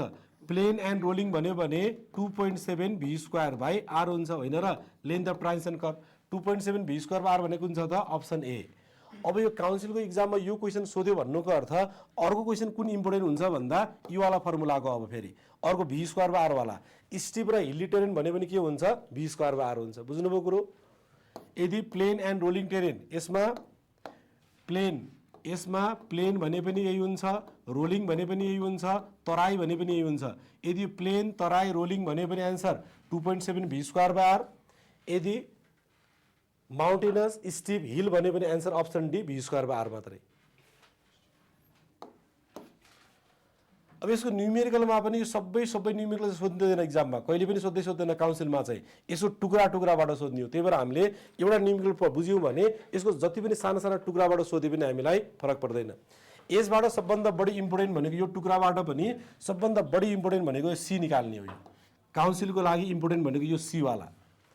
Calculate the length of transition curve, transition कर्भको लेन्थ निकाल्नुहोस् भन्यो, एन्ड सिफ्ट निकाल्नुहोस् भन्यो using following data. Design speed V भनेको 65 km/h, radius of the curve R भनेको 220 metre, allowable rate of super elevation rotated about CL, यो CL भने के होला सेन्टर लाइन, यो CL भनेको सेन्टर लाइन, बाटोको नक्सामा यस्तो देखा हुन्छ नि, यो भने सेन्टर लाइन भने हो। 1/150 दियो, 1 इन एन भनेको 1 इन 150 दियो भने क्यापिटल एन भने कति दियो 150 दियो। Pavement with including extra widening यो भनेको 7.5 metre. Pavement with including extra widening भनेको डब्लु प्लस डब्लुई भनेको कति दियो त 7.5 मिटर दियो भने यसको लागि ट्रायन्सन कर्भ र सिफ्ट निकाल्नुस् भन्यो। ट्रायन्सन कर्भ डिजाइन गर्ने कतिवटा आधार छ 3टा तरिका। 3टा तरिकाबाट डिजाइन गर्नु पर्यो जसको म्याक्सिमम लेन्थ हुन्छ त्यही नै लेन्थ अफ ट्रायन्सन कर्भ हो। पहिलो length of transition curve by rate of change of centrifugal एसिलेसनको आधारमा हाम्रो फर्मुला के हो एलएस भनेको 0.0215 v क्यूब बाई सीआर जुन फर्मुला हाले पनि हुन्छ। यो फर्मुला काउन्सिलमा दिन सक्छ भनेर यसलाई प्र्याक्टिस होस् भनेर मैले यही फर्मुला राखेँ। अथवा v क्यूब यो फर्मुला भने के हो यो फर्मुला भन्नु र v क्यूब बाई 46.5 सीआर भन्ने एउटै हो कि नै यो फर्मुला भन्नु र यो फर्मुला एउटै हो। यो फर्मुला हामीले देखिरहेको फर्मुला हो। यो फर्मुलाले कमै देखिया फर्मुला हुन्छ त्यही भएर यो सोधिदिन सक्छ। 0.0215 v भने कति छ स्पिड सी भने दिएको छैन आर दिएको छ। यदि हामीलाई क्वेसनमा सी को भ्यालु दियो भने ठिक छ सी को भ्यालु दियो भने ठिक छ दिएन भने सबभन्दा सुरुमा त सी निकाल्नु पर्यो।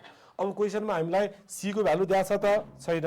यदि सी को भ्यालु दिएको छैन भने सबभन्दा सुरुमा के निकाल्नु पर्यो सी निकाल्नु पर्यो। सी को फर्मुला कति हो 80/75 प्लस v हाम्रो फर्मुला हो। 80/75 प्लस v भने डिजाइन स्पिड कति छ त क्वेसनमा 65 किलोमिटर पर आवर। यदि गर्दा 0.57 मिटर पर सेकेन्ड क्युब आयो। यो ओके कि नट ओके सी को भ्यालु कति हुनुपर्छ 0.5 देखि 0.8। सी को भ्यालु भनेको 0.5 देखि 0.8 को बीचमा हुनुपर्छ। यदि 0.5 भन्दा थोरै आयो भने यो भ्यालु 0.5 राख्ने 0.8 भन्दा बढी आयो भने 0.8 राख्ने 0.5 देखि 0.8 को बीचमा छ भने जति दिन्छ त्यति राख्ने। यति गरिसके पछाडि एलएस भनेको 0.0215 v क्यूब बाई सीआर हाम्रो फर्मुला हो। 0.0215 v भनेको स्पिड 65 किलोमिटर पर आवर दिएको छ। सी भर्खर माथि निकाल्नु भयो 0.57 आर भनेको 220 दिएको छ। यति गर्दा 47.1 मिटर आयो।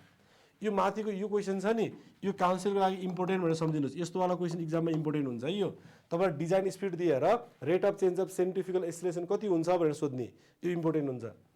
पहिलो 1 नम्बर तरिकाबाट 47.1 मिटर आयो। 2 नम्बरमा जाऊ length of transition curve by rate of introduction of super elevation. By rate of introduction of super एलिभेसनमा हाम्रो फर्मुला के हो अब हाम्रो सेन्टर लाइनबाट रोटेट भन्यो। सेन्टर लाइनबाट रोटेट भन्यो भने formula EN W plus WE divide by 2 हाम्रो फर्मुला हो। यो फर्मुलामा ई को भ्यालु दियो भने ठिक छ दिएन भने निकाल्नुपर्छ। अहिले हाम्रो सबै इक्जाममा यो सबै कदापि सोध्दैन काउन्सिलमा 100% सोध्दैन।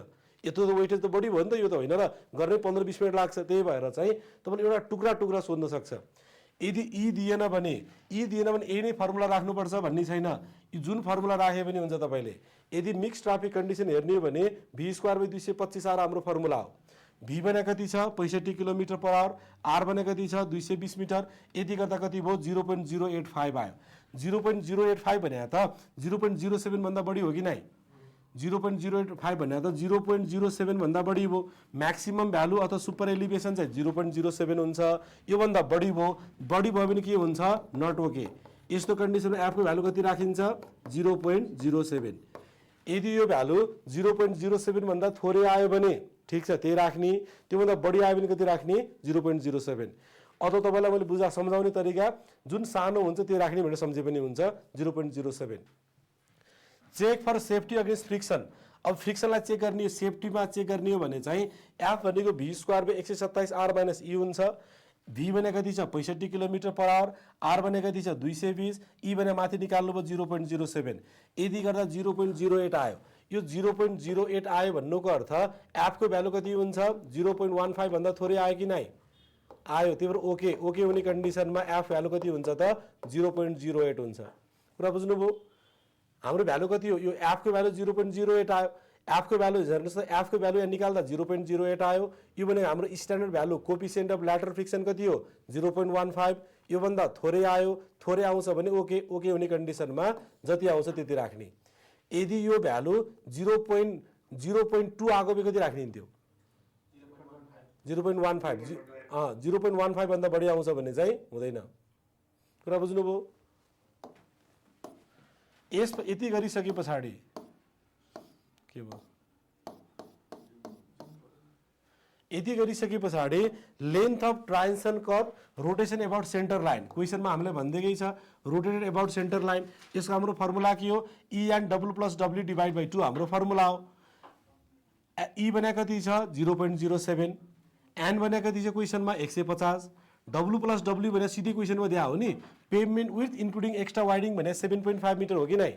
पेभमेन्ट विथ इन्क्लुडिङ एक्स्ट्रा वाइडिङ भनेको 7.5 मिटर, डब्लु प्लस डब्ल्यू भनेको 7.5 मिटर डिभाइड बाई 2 गर्दा 39.37 मिटर आयो। अघिको एउटा कन्डिसन आयो 41 पोइन्ट समथिङ आयो, दोस्रो कन्डिसनबाट यो आयो। अब तेस्रो by empirical formula plain and rolling terrain भन्यो भने यो formula, mountainous and steep terrain भन्यो भने भी स्क्वायर बाई आर मात्रै, केही पनि भने नभने जुन गर्दा पनि हुन्छ। काउन्सिलमा केही न केही भन्नै पर्छ किन 4वटा अप्सन मध्ये एउटा मिलाउने हो। अब इक्जाममा तपाईँलाई यो यस्तो निकाल्ने फर्मुला भनेको इम्पोर्टेन्ट हो है यो। जस्तै यो पालि हेर्नुहोस् त 80 सालमा इक्जाममा काउन्सिलमा यही फर्मुला सोध्या हो नि, यही फर्मुला सोध्यो, यो फर्मुलाको न्युमेरिकलको एप्लिकेसन सोध्दैछ उत्तिकै हायर हुन्छ। तपाईँलाई डिजाइन स्पिड दियो, रेडियस दियो, लेन्थ अफ ट्रान्जिसन कर्भ निकाल्नुहोस् भन्छ। अहिले हाम्रो फर्मुलामा 2.7 भी भने कति छ speed 65 kilometre per hour, R radius कति छ 220, यति गर्दा कति आयो त 51.85 मिटर आयो। पहिलोबाट कति आएको थियो लेन्थ 47.1, पहिलोबाट 47.1 मिटर, दोस्रोबाट कति आयो 39.37, तेस्रोबाट कति आयो 51.85 मिटर। यो तीनटा मध्ये कुन ठुलो 51.85 मिटर ठुलो, त्यो लेन्थ अफ ट्रान्जिसन कर्भ के भयो त 51.85 मिटर भयो। लेन्थ अफ ट्रान्जिसन कर्भ भनेको 51.85, यसलाई लगभग 52 मिटर भन्न मिल्छ। अर्को सिफ्ट भन्ने छ नि, यो सिफ्ट भनेको ट्रान्जिसन कर्भलाई तलमाथि कति दायाँ बायाँ सिफ्ट गर्न सकिन्छ भन्ने, जुन सर्वेमा सिफ्ट यो ल्याटरल सिफ्टको कन्सेप्ट हुन्छ नि, ल्याटरल सिफ्ट अफसेटको कन्डिसन हुन्छ, त्यही वाला हो सर्वेको कन्सेप्ट भनेर सम्झिनुहोस्। कतिले दायाँ बायाँ गर्न पर्ने हुन्छ, कतिसम्म पर्मिसिबल हुन्छ भन्दा एलएस स्क्वायर बाई 20 को आरको दरले पर्मिसिबल हुन्छ। एलएस भनेको एक्ज्याक्ट 51.85 अथवा 52 मिटर हालिदिनु भयो यहाँ, 52 स्क्वायर बाई 24 इन्टु आर गर्दा 220 गर्दा 0.51 मिटर, यति तलमाथि गर्न सकिन्छ भन्न खोज्या। इक्जाममा तपाईँलाई यति मात्रै सोधिदिने, यति मात्रै सोध्ने, एउटा टुक्रा टुक्रा सोध्ने चान्स चाहिँ उत्तिकै हुन्छ। फेरि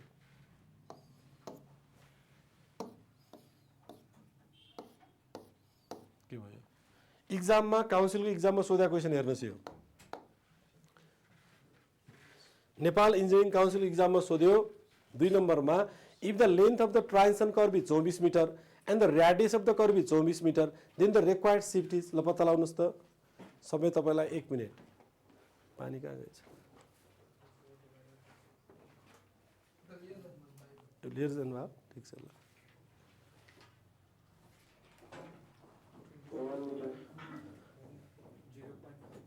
0.5 1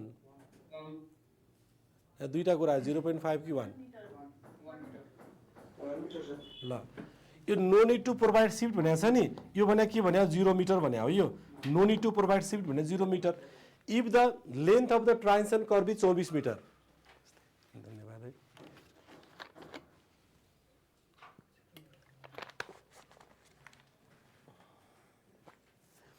if the length of the transition curve is 24 metre, LS भनेको कति छ, लेन्थ अफ ट्रान्जिसन कर्भ भनेको 24 मिटर छ, and the radius of the curve is 24 metre, radius of curve पनि कति छ 24 मिटर छ, then the required shift is भनेर सोध्यो। सिफ्टको फर्मुला के हो, सिफ्ट एस भनेको एलएस स्क्वायर बाई 24 आर हाम्रो फर्मुला हो। एलएस भने कति छ 24 स्क्वायर भने 24 इन्टु 24 हो कि नै, by 24 R, 24 into R, R radius कति छ 24 मिटर। काटकुट बनाउनुहोस् त, 24 काट्दा कति हुन्छ 1 मिटर। यसको एन्सर भनेको 1 मिटर। खाए, धन्यवाद है भाइलाई। हेर्नुहोस् त भाइ, बुझ्नुभयो कि नै? यो बुझ्नुभयो। लेन्थ अफ ट्रान्जिसन कर्भ पनि 24 मिटर दिएको छ, रेडियस पनि 24 मिटर दिएको छ। सिफ्ट निकाल्नुहोस् भन्यो, सिफ्टको फर्मुला हाम्रो LS square by 24 R, LS 24 तल पनि 24 गर्दा 1 आउने भयो है। यस्तो प्रकार इक्जाममा हामीलाई त्यही फर्मुलाको एप्लिकेसनवाला न्युमेरिकल हो इक्जाममा सोधा क्वेसन हो। यसको एन्सर यही छ। अर्को एक्स्ट्रा वाइडिङ भन्ने कन्सेप्ट छ। एक्स्ट्रा वाइडनिङ भनेको कुनै पनि बाटोमा थप गरिएको चौडाइ अथवा कुनै पनि कर्भमा थप गरिएको चौडाइ भनेको एक्स्ट्रा वाइडनिङ हो। सधैँभरि एउटा गाडीको एउटा टर्निङको बाटोमा के हुन्छ भन्दा गाडीको ट्रेलर अथवा ढाला भनेको सधैँभरि आउटर डिरेक्सनमा जाने टेन्डेन्सी राख्छ। त्यही भएर यस्तो कन्डिसनमा चाहिँ कर्भमा सधैँभरि एक्स्ट्रा विड्थ प्रोभाइड गर्नुपर्छ। कस्तो हुन्छ भन्दा एउटा सिधा बाटोमा र टर्निङको बाटोमा, एउटा सिधा बाटोमा गाडीको अगाडिको टायर र गाडीको पछाडिको टायरले एउटै पाथ फलो गर्छ। एउटा सिधा बाटोमा गाडीको अगाडिको टायर र गाडीको पछाडिको टायरले एउटै पाथ फलो गर्छ, यसलाई अन ट्र्याकिङ भनिन्छ। यो भनेको चाहिँ अन ट्र्याकिङ हो। तर एउटा कर्भ रोडमा गाडीको अगाडिको टायर र गाडीको पछाडिको टायरले एउटै पाथ फलो गर्दैन।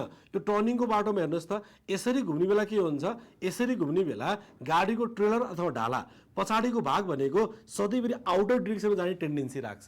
त्यही भएर यदि हामीले इनर एजमा एक्स्ट्रा विड्थ प्रोभाइड गर्ने हो भने गाडीलाई घुमाउन पनि सजिलो हुन्छ र साइड डिस्टेन्स पनि मेन्टेन हुन्छ। वाइडनिङ अथवा टोटल वाइडनिङ अथवा एक्स्ट्रा वाइडनिङ भनेको एउटै हो। टोटल वाइडनिङ अथवा एक्स्ट्रा वाइडनिङ भनेको एउटै हो। It is the summation of mechanical widening and psychological widening. WM भनेको मेकानिकल वाइडनिङ, डब्लुपिएस भनेको साइकोलोजिकल वाइडनिङ। मेकानिकल वाइडनिङको डिराइभ फर्मुला भनेको NL²/2R हुन्छ। साइकोलोजिकल वाइडनिङको डिराइभ फर्मुला V/9.5√R हुन्छ। यो भनेको न्युमेरिकल अत्यन्त इम्पोर्टेन्ट। यही फर्मुला दिएर NL र R को भ्यालु दिएर मेकानिकल वाइडनिङ कति हुन्छ निकाल्नुहोस् भन्न सक्छ, अथवा V र R दिएर साइकोलोजिकल वाइडनिङ कति हुन्छ भनेर निकाल्न सक्छ, दिन सक्छ। यो मेकानिकल वाइडनिङ भने चाहिँ गाडीको इन्जिन अनुसार प्रोभाइड गरिने वाइडनिङ भनेको मेकानिकल वाइडनिङ हो। गाडीको इन्जिन अनुसार प्रोभाइड गरिने वाइडनिङ भनेको चाहिँ के हो त, मेकानिकल वाइडनिङ हो। सधैँभरि गाडीको ट्रेलर अथवा ढाला भनेको आउटर डिरेक्सनमा जाने टेन्डेन्सी राख्छ। त्यही भएर यदि इनर एजमा एक्स्ट्रा विड्थ प्रोभाइड गर्ने हो भने गाडीलाई घुमाउन पनि सजिलो हुन्छ र यहाँ साइड डिस्टेन्स पनि मेन्टेन हुन्छ। त्यही भएर मेकानिकल वाइडनिङ भनेको इनर एजमा प्रोभाइड गर्नुपर्छ। साइकोलोजिकल वाइडनिङ भनेको ड्राइभरको साइकोलोजिकल इफेक्टलाई किल गर्नलाई प्रोभाइड गरिने वाइडनिङ हो। ड्राइभर कस्तो हुन्छ भन्दा एक्सन हुन्छ कि यस्तो प्रकारको साइकोलोजिकल इफेक्ट चाहिँ बढी हुन्छ। कुनै ठाउँमा इभन हामीले एक्सन भइरहेको ठाउँ हामीलाई थाहा छ भने त्यो पोइन्टमा पुग्न बित्तिकै हाम्रो इफेक्ट के हुन्छ त, यो पोइन्टमा एक्सन हुनसक्छ भनेर मान्छेको साइकोलोजिकल इफेक्ट नै छुट्टै प्रकारको चेन्ज हुनसक्छ। जहाँ यो एन भनेको नम्बर अफ लेन, आर भनेको रेडियस अफ कर्भ, यो मिटरमा हुन्छ। एल भनेको wheel base of vehicle, wheel base of vehicle केही पनि दिएन भने कति हुन्छ सम्झिनु भएको छ, 6.1 मिटर अथवा यसलाई राउन्ड अप गर्दा 6 मिटर। हिजो क्लासमा आएको थियो नि, व्हिल बेस अफ भेहिकल भने के हो त भन्दा चाहिँ व्हिल बेस अफ भेहिकल भने चाहिँ गाडीको अगाडिको टायरको सेन्टरदेखि त्यही गाडीको पछाडिको टायरको सेन्टरसम्मको डिस्टेन्स भने चाहिँ व्हिल बेस अफ भेहिकल हो। मोटरसाइकलको अगाडिको टायरको सेन्टरदेखि त्यही मोटरसाइकलको पछाडिको टायरको सेन्टरसम्मको डिस्टेन्स भनेको व्हिल बेस। मोटरसाइकलको 6.1 मिटर हुँदैन, मोटरसाइकलको थोरै हुन्छ, कारको त्योभन्दा बढी हुन्छ, बसको त्योभन्दा बढी होला, ट्रकको त्योभन्दा बढी होला। एभरेज कति हुन्छ भन्दा 6.1 मिटर अथवा राउन्ड अप गर्दा 6 मिटर। भी भनेको डिजाइन स्पिड, यो किलोमिटर पर आवरमा। मेकानिकल वाइडनिङ कहाँ प्रोभाइड गरिन्छ भन्दा गाडीको इन्जिन अनुसार प्रोभाइड गरिने वाइडनिङ भनेको मेकानिकल वाइडनिङ हो। गाडीलाई घुमाउन इनर एजमा सजिलो हुन्छ, इनर एजमा सजिलो होस् भनेर इनर एजमा प्रोभाइड गरिन्छ। ड्राइभरको साइकोलोजिकल इफेक्ट बढी पल्टिन्छ कि आउटर एजमा बढी हुन्छ, त्यही भएर साइकोलोजिकल वाइडनिङ भनेको आउटर एजमा प्रोभाइड गरिन्छ। र तल्लो लाइनले के भन्यो भन्दा extra widening is not provided if the radius of curve is more than 300 metre. यदि रेडियस अफ कर्भ 300 मिटर भन्दा बढी छ भने यस्तो कन्डिसनमा एक्स्ट्रा वाइडनिङ प्रोभाइड गर्नु पर्दैन। एक्स्ट्रा वाइडनिङ डिजाइन कति बेला गरिदो रहेछ भन्दा यदि रेडियस अफ कर्भ 300 मिटर भन्दा थोरै छ भने एक्स्ट्रा वाइडनिङ डिजाइन गर्नु पर्यो, त्यो भन्दा बढी छ भने चाहिँ डिजाइन गर्नु पर्दैन।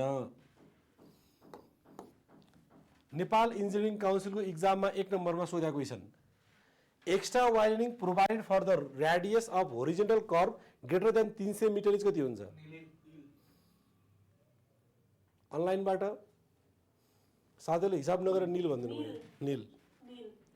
यदि हेर्नुहोस् त एक्जाममा यही वर्ष सोधेको क्वेशन हो, यदि रेडियस अफ कर्भ 300 मिटर भन्दा बढी हुन्छ भने एक्स्ट्रा वाइडनिङ प्रोभाइड गर्नु पर्दैन। निल भन्नु र 0 मिटर भन्नु एउटै हो कि नै? गर्नु पर्दैन, द्याट इज के हो त? निल। त्यही थ्योरीलाई टेकेर यो क्वेशन बनाइदियो, हेर्नुहोस् भयो। अब चाहिँ एक्स्ट्रा वाइडनिङको हिसाब, यो हिसाब चाहिँ इक्जाममा इम्पोर्टेन्ट हुन्छ है। यो हिसाब भनेको इक्जाम पोइन्ट अफ भ्यूबाट इम्पोर्टेन्ट भनेर सम्झिनुहोस्। Calculate the extra widening required, extra वाइडनिङको हिसाब सोध्यो। For a pavement of width 7 metre, बाटोको चौडाइ कति 7 metre. A horizontal curve of radius 250 metre, radius of curve 250 metre.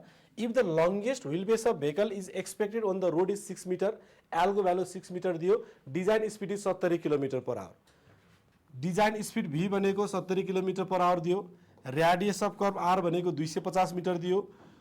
Wheel base of vehicle L भनेको 6 मिटर दियो। विड्थ अफ द रोड भनेको 7 metre दियो। नम्बर अफ लेन भनेको कति हो त 2 अथवा 2 भन्दा बढी लेनको बाटो भने मल्टिलेन, मल्टिलेनको हकमा एउटा लेन भने 3.5 मिटर हुन्छ।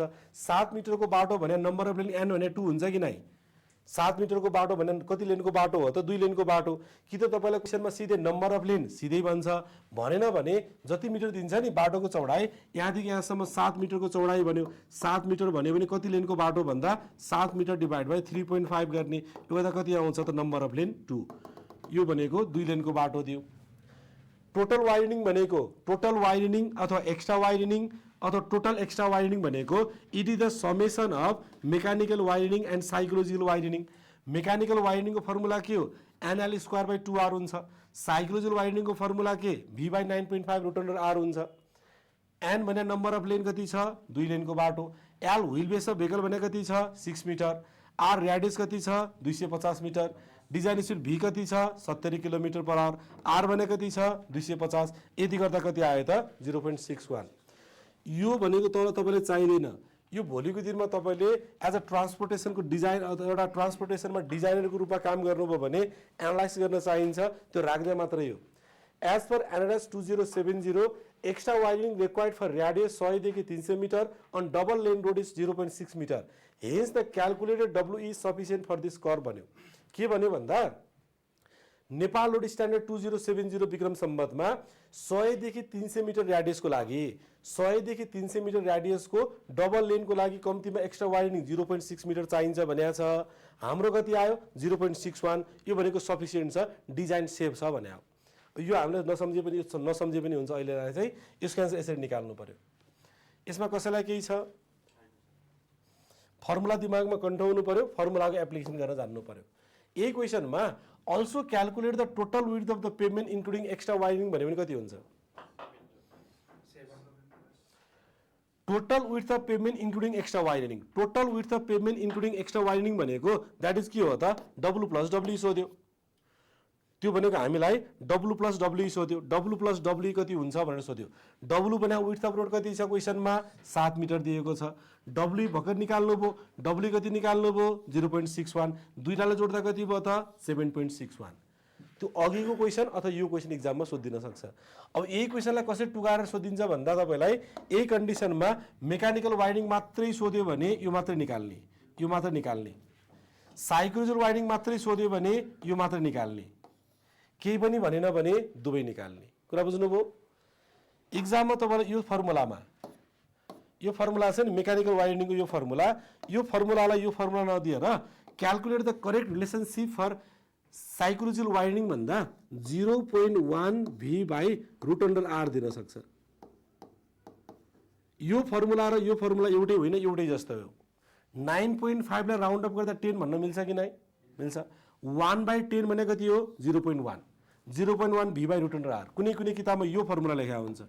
एक्ज्याक्ट फर्मुला यो हो, यसलाई राउन्ड अप गरेको फर्मुला चाहिँ यो हो। कुरा बुझ्नुभयो। यसको फर्मुला चाहिँ राउन्ड अप वाला फर्मुला यो है।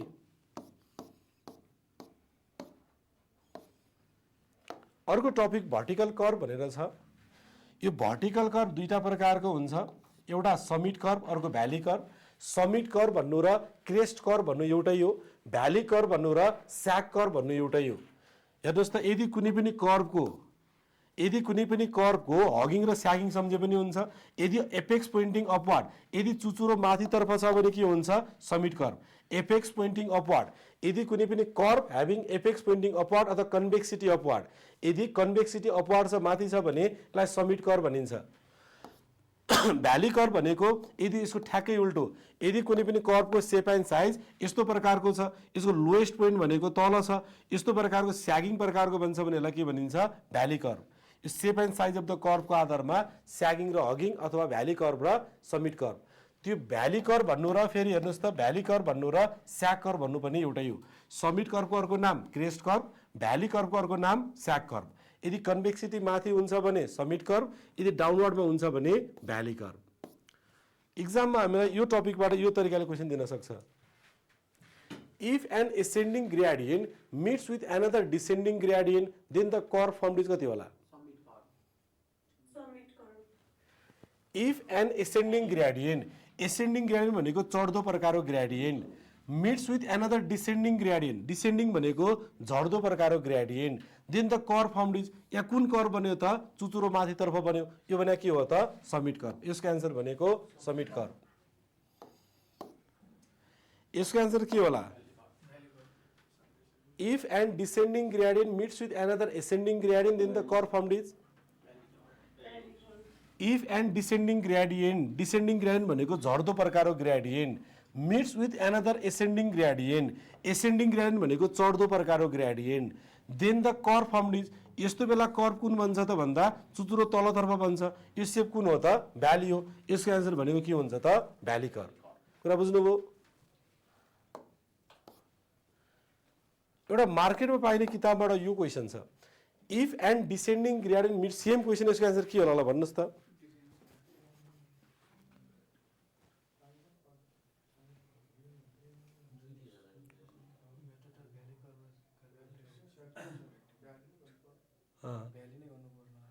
अघि यही क्वेसन थियो, यसको एन्सर भ्याली कर्भ थियो। यहाँ स्याग कर्भ, भ्याली कर्भ भन्ने एउटा मार्केटमा पाइने किताबमा यो छ। यो कन्डिसन भनेको वास्तवमा अप्सन मिल्दैन। किन मिल्दैन भन्दा स्याग भन्नु र भ्याली भन्नु त एउटै हो नि, होइन र? यसको एन्सर चाहिँ के हुन्छ? त्यही क्वेसन, त्यो क्वेसन चाहिँ मिल्दैन। सेम क्वेसन हो। If and descending gradient meets with another ascending gradient, चढ्दो प्रकारको gradient, then the curve formed is, यो भने के हो त? Valley curve. भ्याली कर्भ भन्नु र स्याग कर्भ भन्नु एउटै हो। यसको एन्सर चाहिँ के हुन्छ? बोथ अफ एबभ हुन्छ। अघिको अप्सन चाहिँ ठिक होइन, क्वेसन त ठिक छ, अप्सन चाहिँ मिलेन। अब डेभिएसन एङ्गल भनेर छ। डेभिएसन एङ्गल भनेको it is the algebraic difference between the grade. कुनै पनि दुईटा ग्रेडको डिफरेन्स भने चाहिँ डेभिएसन एङ्गल हो। जस्तै यो ग्रेड र यो ग्रेडको डिफरेन्स भने चाहिँ डेभिएसन एङ्गल, यो एन भने चाहिँ डेभिएसन एङ्गल हो। एउटा सर्वेमा डिफ्लेक्सन एङ्गल हुन्छ, कति एङ्गलले डिफ्लेक्ट भयो भने चाहिँ डिफ्लेक्सन एङ्गल हो। डेभिएसन एङ्गल भने चाहिँ कुनै पनि दुईटा ग्रेडको डिफरेन्स, कुनै पनि दुईटा ग्रेडको डिफरेन्स भने चाहिँ डेभिएसन एङ्गल हो। Algebraic difference between the grade भनेको डेभिएसन एङ्गल। यो युपिएससीमा सोधा क्वेसन हो। यो नयाँ क्वेसन सोधा यसरी क्वेसन दिन सक्छ। If an ascending gradient n1 meets with another descending gradient n2 then the deviation angle formed is कति होला? n1 प्लस n2 कि n1 minus n2? n1 minus n2।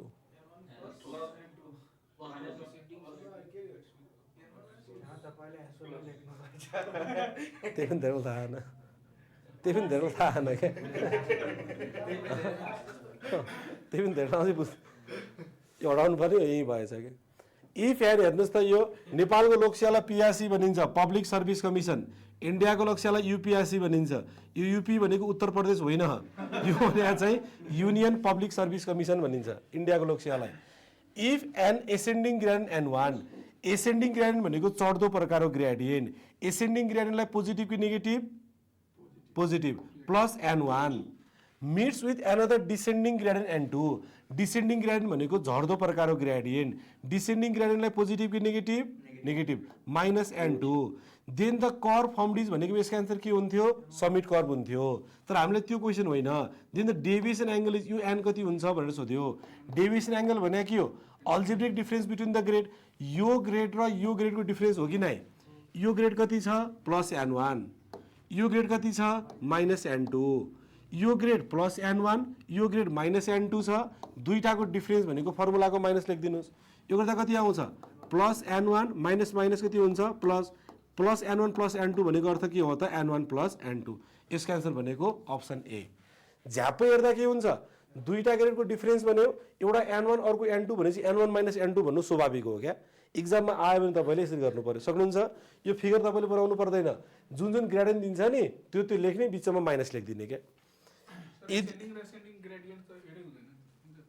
हुन्छ एसेन्डिङ र अर्को एसेन्डिङ फेरि बन्यो त यी सब्मिट कर एसेन्डिङ र एसेन्डिङ ल अर्को क्वेसन हेर्नुहोस् त डिसेन्डिङ पनि बन्छ एसेन्डिङ पनि बन्छ if an ascending grade 5% meets with another descending grade 4% then the deviation angle formed is युपिआइसी होइन यो चाहिँ यही वर्ष इक्जाममा सोधेको क्वेसन हो यो युपिआइसी भएछ यहाँ चाहिँ यो चाहिँ नेपाल इन्जिनियरिङ काउन्सिलको इक्जाममा सोधेको क्वेसन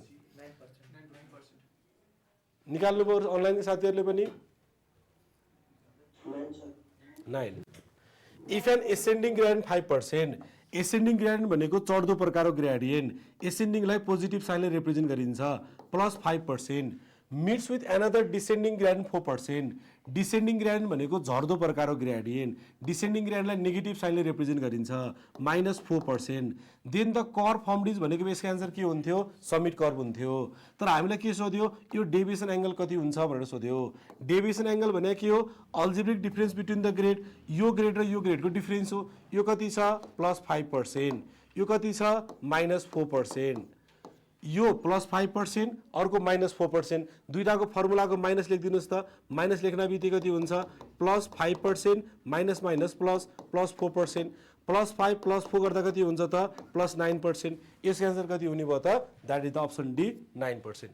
कुरा बुझ्नुभयो यही वर्ष नेपाल इन्जिनियरिङ काउन्सिलमा सोधेको क्वेसन हो यो डाटा चेन्ज गरे पनि निकाल्न सकिहाल्नुहुन्छ नि होइन र यसको एन्सर भन्नुहोस् त यो चाहिँ युपिएससीमा सोधेको क्वेसन हो यो चाहिँ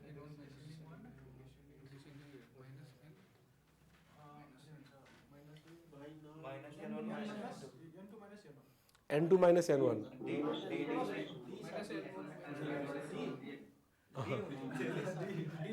D हुन्छ if and descending gradient अब हेर्नुहोस् त if and descending gradient N1 descending gradient भनेको झर्दो प्रकारको ग्रेडियन्ट हो कि नै descending gradient N1 भन्यो descending भनेको -N1 meets with another ascending gradient N2 ascending gradient भनेको चढ्दो प्रकारको ग्रेडियन्ट एसेन्डिङ ग्रेडियन्टलाई प्लस कि minus plus N2 then the curve formed is भनेको यसको एन्सर के हुन्थ्यो भ्याली कर्व हुन्थ्यो भ्याली कर्व अथवा स्याक कर्व हुन्थ्यो तर हामीलाई के सोध्यो डेभिएसन एङ्गल सोध्यो यो डेभिएसन एङ्गलको फर्मुला के हो algebraic difference between the grade दुईटा ग्रेडको डिफरेन्स बाटोको चेन्ज कहाँबाट सुरु भएको छ यताबाट सबभन्दा सुरुमा कति छ -N1 अर्को कति छ +N2 जे दिन्छ नि सबभन्दा सजिलो तरिका जे दिन्छ त्यही लेख्ने बिचमा फर्मुलाको माइनस लेखिदिनुहोस् क्या यो इक्जाममा तपाईँले फिगर पनि बनाउनु पर्दैन जुन दिन्छ त्यही लेख्ने बिचमा फर्मुलाको माइनस -N1 +- N2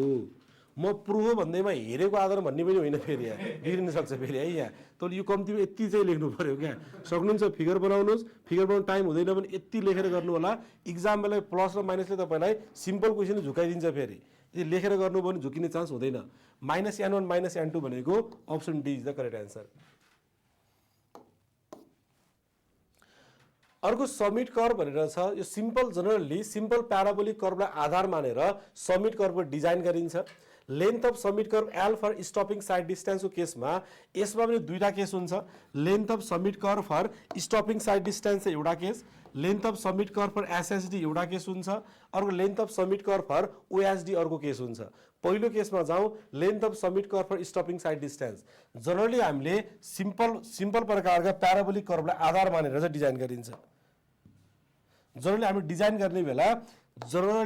गर्ने बेला सिम्पल प्याराबोलिक कर्वलाई आधार मानेर जुन समिट कर्व हुन्छ यो समिट कर्वको सेप एन्ड साइज कसलाई आधार मान्ने भन्दा यो समिट कर्व भनेको सिम्पल प्याराबोलिक कर्वलाई आधार मानेर डिजाइन गरिन्छ यसमा डिजाइन गर्दा length of summit curve for एउटा स्टपिङ साइड डिस्टेन्सको लागि हुन्छ अर्को length of summit curve for overtaking sight डिस्टेन्सको लागि हुन्छ पहिलो case length of summit curve L for stopping sight distance यसमा पनि दुईटा केस हुन्छ length of summit curve is greater than stopping sight distance एउटा केस अर्को length of summit curve lace than stopping sight distance अर्को case पहिलो केसमा जाउँ फेरि length of summit curve greater than SSD छ भने हाम्रो फर्मुला एल भनेको NS² / √2 प्लस √2 स्मल एचको पनि होल स्क्वायर हुन्छ यो केमा हुन्छ युनिट मिटरमा हुन्छ NS² / √2 प्लस √2 स्मल एचको whole square as per IRC भनेको इन्डियन रोड कांग्रेस NRS भनेको नेपाल रोड स्ट्यान्डर्ड IRC र NRS अनुसार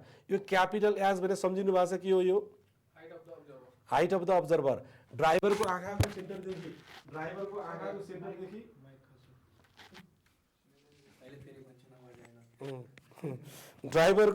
ड्राइभरको आँखाको सेन्टरदेखि पेभमेन्टसम्मको भर्टिकल हाइट भनेको क्यापिटल एज एभरेजमा कति हुन्छ 1.2 मिटर। स्मल एज भनेको यो सम्झिनु भएको छ अब्जेक्टको अब्स्ट्याकल अथवा अब्जेक्टको हाइट एभरेज कन्डिसनमा कुनै पनि अब्जेक्टको हाइट कति हुनुपर्छ 0.15 मिटर। यदि यो फर्मुला छ नि यो माथिको फर्मुलामा एजको ठाउँमा 1.2 मिटर राख्नुहोस् स्मल एजको ठाउँमा 0.15 राख्नुभयो भने यो सबै भ्यालु भनेको 4.4 हुन्छ। यो सबै भ्यालु भनेको 4.4 हुन्छ। त्यही भएर यसको फर्मुला भनेको एल भनेको NS square by 4.4। Standard formula चाहिँ यो स्ट्यान्डर्ड फर्मुला यो स्ट्यान्डर्ड फर्मुलामा स्ट्यान्डर्ड डाइमेन्सन स्ट्यान्डर्ड भ्यालु राख्दा बन्ने फर्मुला चाहिँ यो कुरा बुझ्नुभयो। यो फर्मुला र यो फर्मुला एउटै हो। दोस्रो case when length of summit curve is less than stopping side distance छ भने फर्मुला सम्झिने तरिका चाहिँ अघि एल भनेको NS square by root under 2 capital S plus root under 2 small H को होल स्क्वायर हुन्छ। यो हाम्रो फर्मुला। यसमा कसरी सम्झिनुहोस् भन्दा L less than stopping sight distance छ भने कसरी सम्झिने भन्दा माथिको एन तल आउँछ तलको चिज माथि जान्छ न्युमिनेटरको चिज डिनोमिनेटरमा डिनोमिनेटरको चिज न्युमिनेटरमा जान्छ भनेर सम्झिनुहोस्। अब हेर्नुहोस् त माथिको एन तल आयो तलको चिज माथि गयो यो एस स्क्वायर भनेको 2s माइनस घटाउने भनेर सम्झिने सम फर्मुला सम्झिने तरिका लेस देनमा सबै फर्मुलामा मिल्छ। यदि यो फर्मुलामा एजको क्यापिटल एजको ठाउँमा 1.2 मिटर स्मल एजको ठाउँमा 0.15 मिटर राखिदिने हो भने 2s minus 2 into capital as भनेको 1.2 मिटर स्मल एज भनेको 0.15 राख्ने हो भने यो माथिको भ्यालु भनेको 4.4 यो भ्यालु छ नि यो भनेको चाहिँ स्ट्यान्डर्ड भ्यालु सम्झिने हो। अब हामीले यहाँ हिसाब गर्ने फुर्सद नहुन सक्छ एक्जाम बेला फेरि आत्तिन सक्छ के हो कसो हुन सक्छ यसको भ्यालु भनेको सबै 4.4 हुन्छ भनेर सम्झिनुहोस्। यसको फर्मुला कति भयो त 2s minus 4.4 by N. Standard formula चाहिँ के भयो स्ट्यान्डर्ड फर्मुला चाहिँ यो फर्मुला भयो। यो स्ट्यान्डर्ड फर्मुलामा क्यापिटल एजको ठाउँमा 1.2 स्मल एजको ठाउँमा 0.15 राख्दा बन्ने फर्मुला यो फर्मुला सम्झिनु पर्यो यसमा है। अर्को length of summit curve for overtaking sight distance यसमा पनि दुईटा केस हुन्छ when L greater than OSD एउटा केस अर्को एल लेस देन ओएसडी अर्को केस हुन्छ।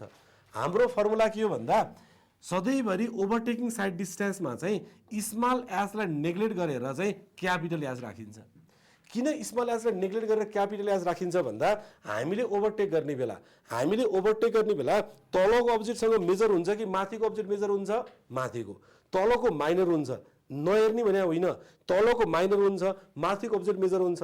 तपाईँले मोटरसाइकल चलाइरहनु भएको छ ट्र्याक्टरलाई ओभरटेक गर्दै हुनुहुन्छ ट्र्याक्टरको माथिको हाइटलाई हेर्नुहुन्छ अपोजिटबाट आएको गाडीको माथिको हाइटलाई हेर्नुहुन्छ माथिको अब्जेक्ट चाहिँ मोर कन्सर्न हुन्छ तर स्मल एजलाई नेग्लेक्ट गरेर क्यापिटल एज राखिन्छ। क्यापिटल एजको भ्यालु जुन 1.2 मिटरवाला अघिको फर्मुला के थियो हेर्नुहोस् त यो अघिको formula L greater than SSD को फर्मुला यही हो हेर्नुहोस् एल ग्रेटर देन एसएसडी को केसको फर्मुला चाहिँ यो फर्मुला हो। यो फर्मुलामा सबै सेम स्मल एजको ठाउँमा क्यापिटल एज राख्नुहोस् सबै सेम स्मल एजको ठाउँमा क्यापिटल एज राख्ने यति गर्दा root under 2s plus root under 2s जोड्दा कति हुन्छ 2 रुट अन्डर 2s हुन्छ।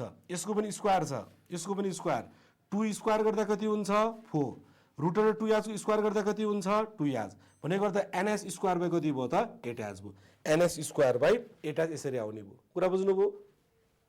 अब यही फर्मुलामा यदि एज को ठाउँमा 1.2 मिटर राख्ने कति हुन्छ त एनएस स्क्वायर बाई 8 इन्टु 1.2 राख्नुभयो भने 9.6 हुन्छ। स्ट्यान्डर्ड फर्मुला चाहिँ अब हेर्नुहोस् के भयो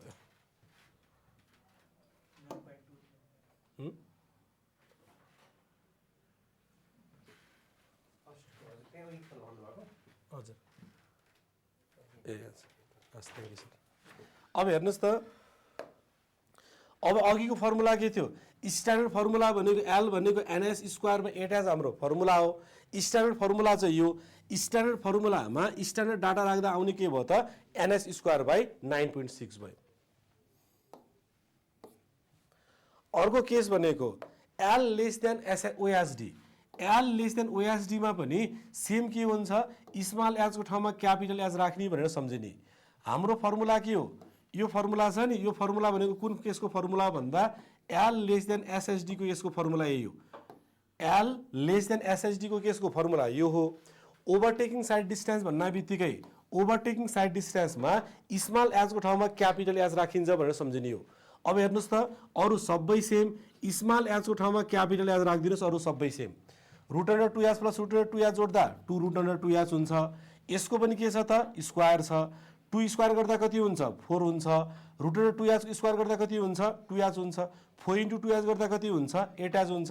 2h minus 8h by n हुन्छ। हाम्रो स्ट्यान्डर्ड फर्मुला चाहिँ यो भयो। यो स्ट्यान्डर्ड फर्मुलामा यदि h को भ्यालु स्ट्यान्डर्ड भ्यालु राखिदिने हो भने 2h minus 8h by n मा h को ठाउँमा 1.2 मिटर राख्ने भने कति हुन्छ 8 इन्टु 1.2 गर्दा 9.6 हुन्छ।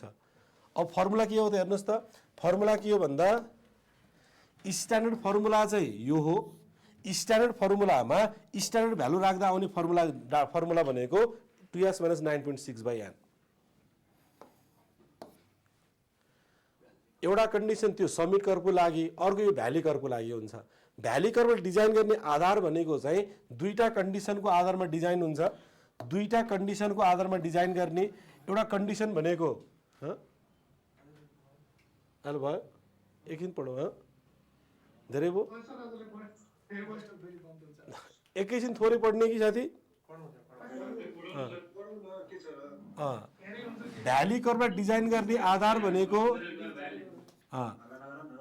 भ्याली कर्व डिजाइन गर्ने आधार भनेको दुईटा कन्डिसन हुन्छ। एउटा बेस्ड अन प्यासेन्जर्स कम्फर्ट कन्डिसनको आधारमा एउटा कन्डिसन, अर्को बेस्ड अन साइड डिस्टेन्सको आधारमा अर्को condition. Length of valley curve LS भनेको प्यासेन्जर्स कम्फर्ट कन्डिसन भनेको प्यासेन्जरलाई आरामदायी तरिकाले गाडी चलाउन सकोस् भनेर हो। जति कुनै पनि बाटो सिधा छ भने सिधा कन्डिसनमा गाडी आरामदायी तरिकाले चलाउँछन्। सिधा पछि झ्यापै ओह्रालो आयो भने के हुन्छ त्यहाँ बढी सुरिङ्ग हुन्छ नि, त्यो पनि डिस्कम्फर्ट हो। त्यस्तो प्रकारको हुनु भएन। यसको लागि फर्मुला कति हुन्छ एलएस भन्नेको फर्मुला भन्दा 0.38 एनभी क्युब को पावर 1/2 हुन्छ। 0.38 एनभी क्युब को पावर 1/2 हुन्छ।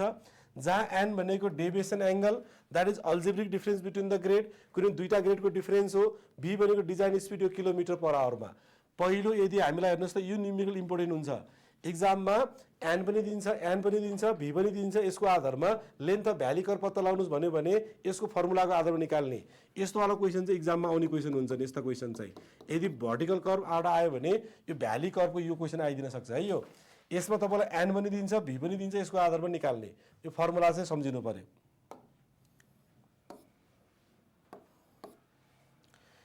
यसमा पनि दुईटा कन्डिसन, लास्ट दुईटा फर्मुला यही हो यो कन्डिसनको।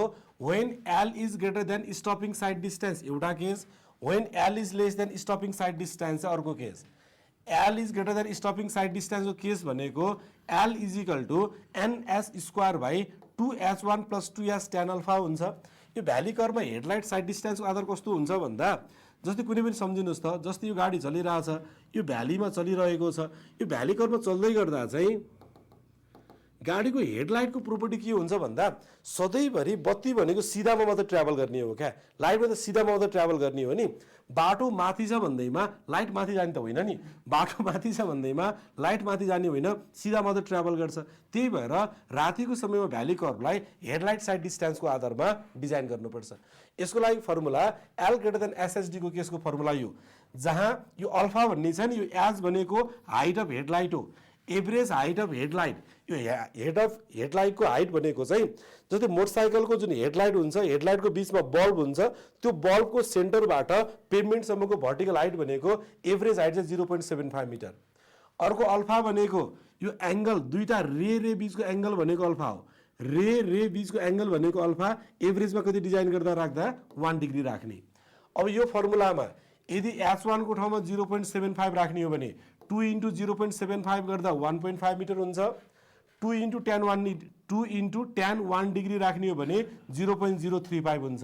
यो क्यालकुलेट गर्ने हो भने यो फर्मुला यदि बन्छ भनेर सम्झिने।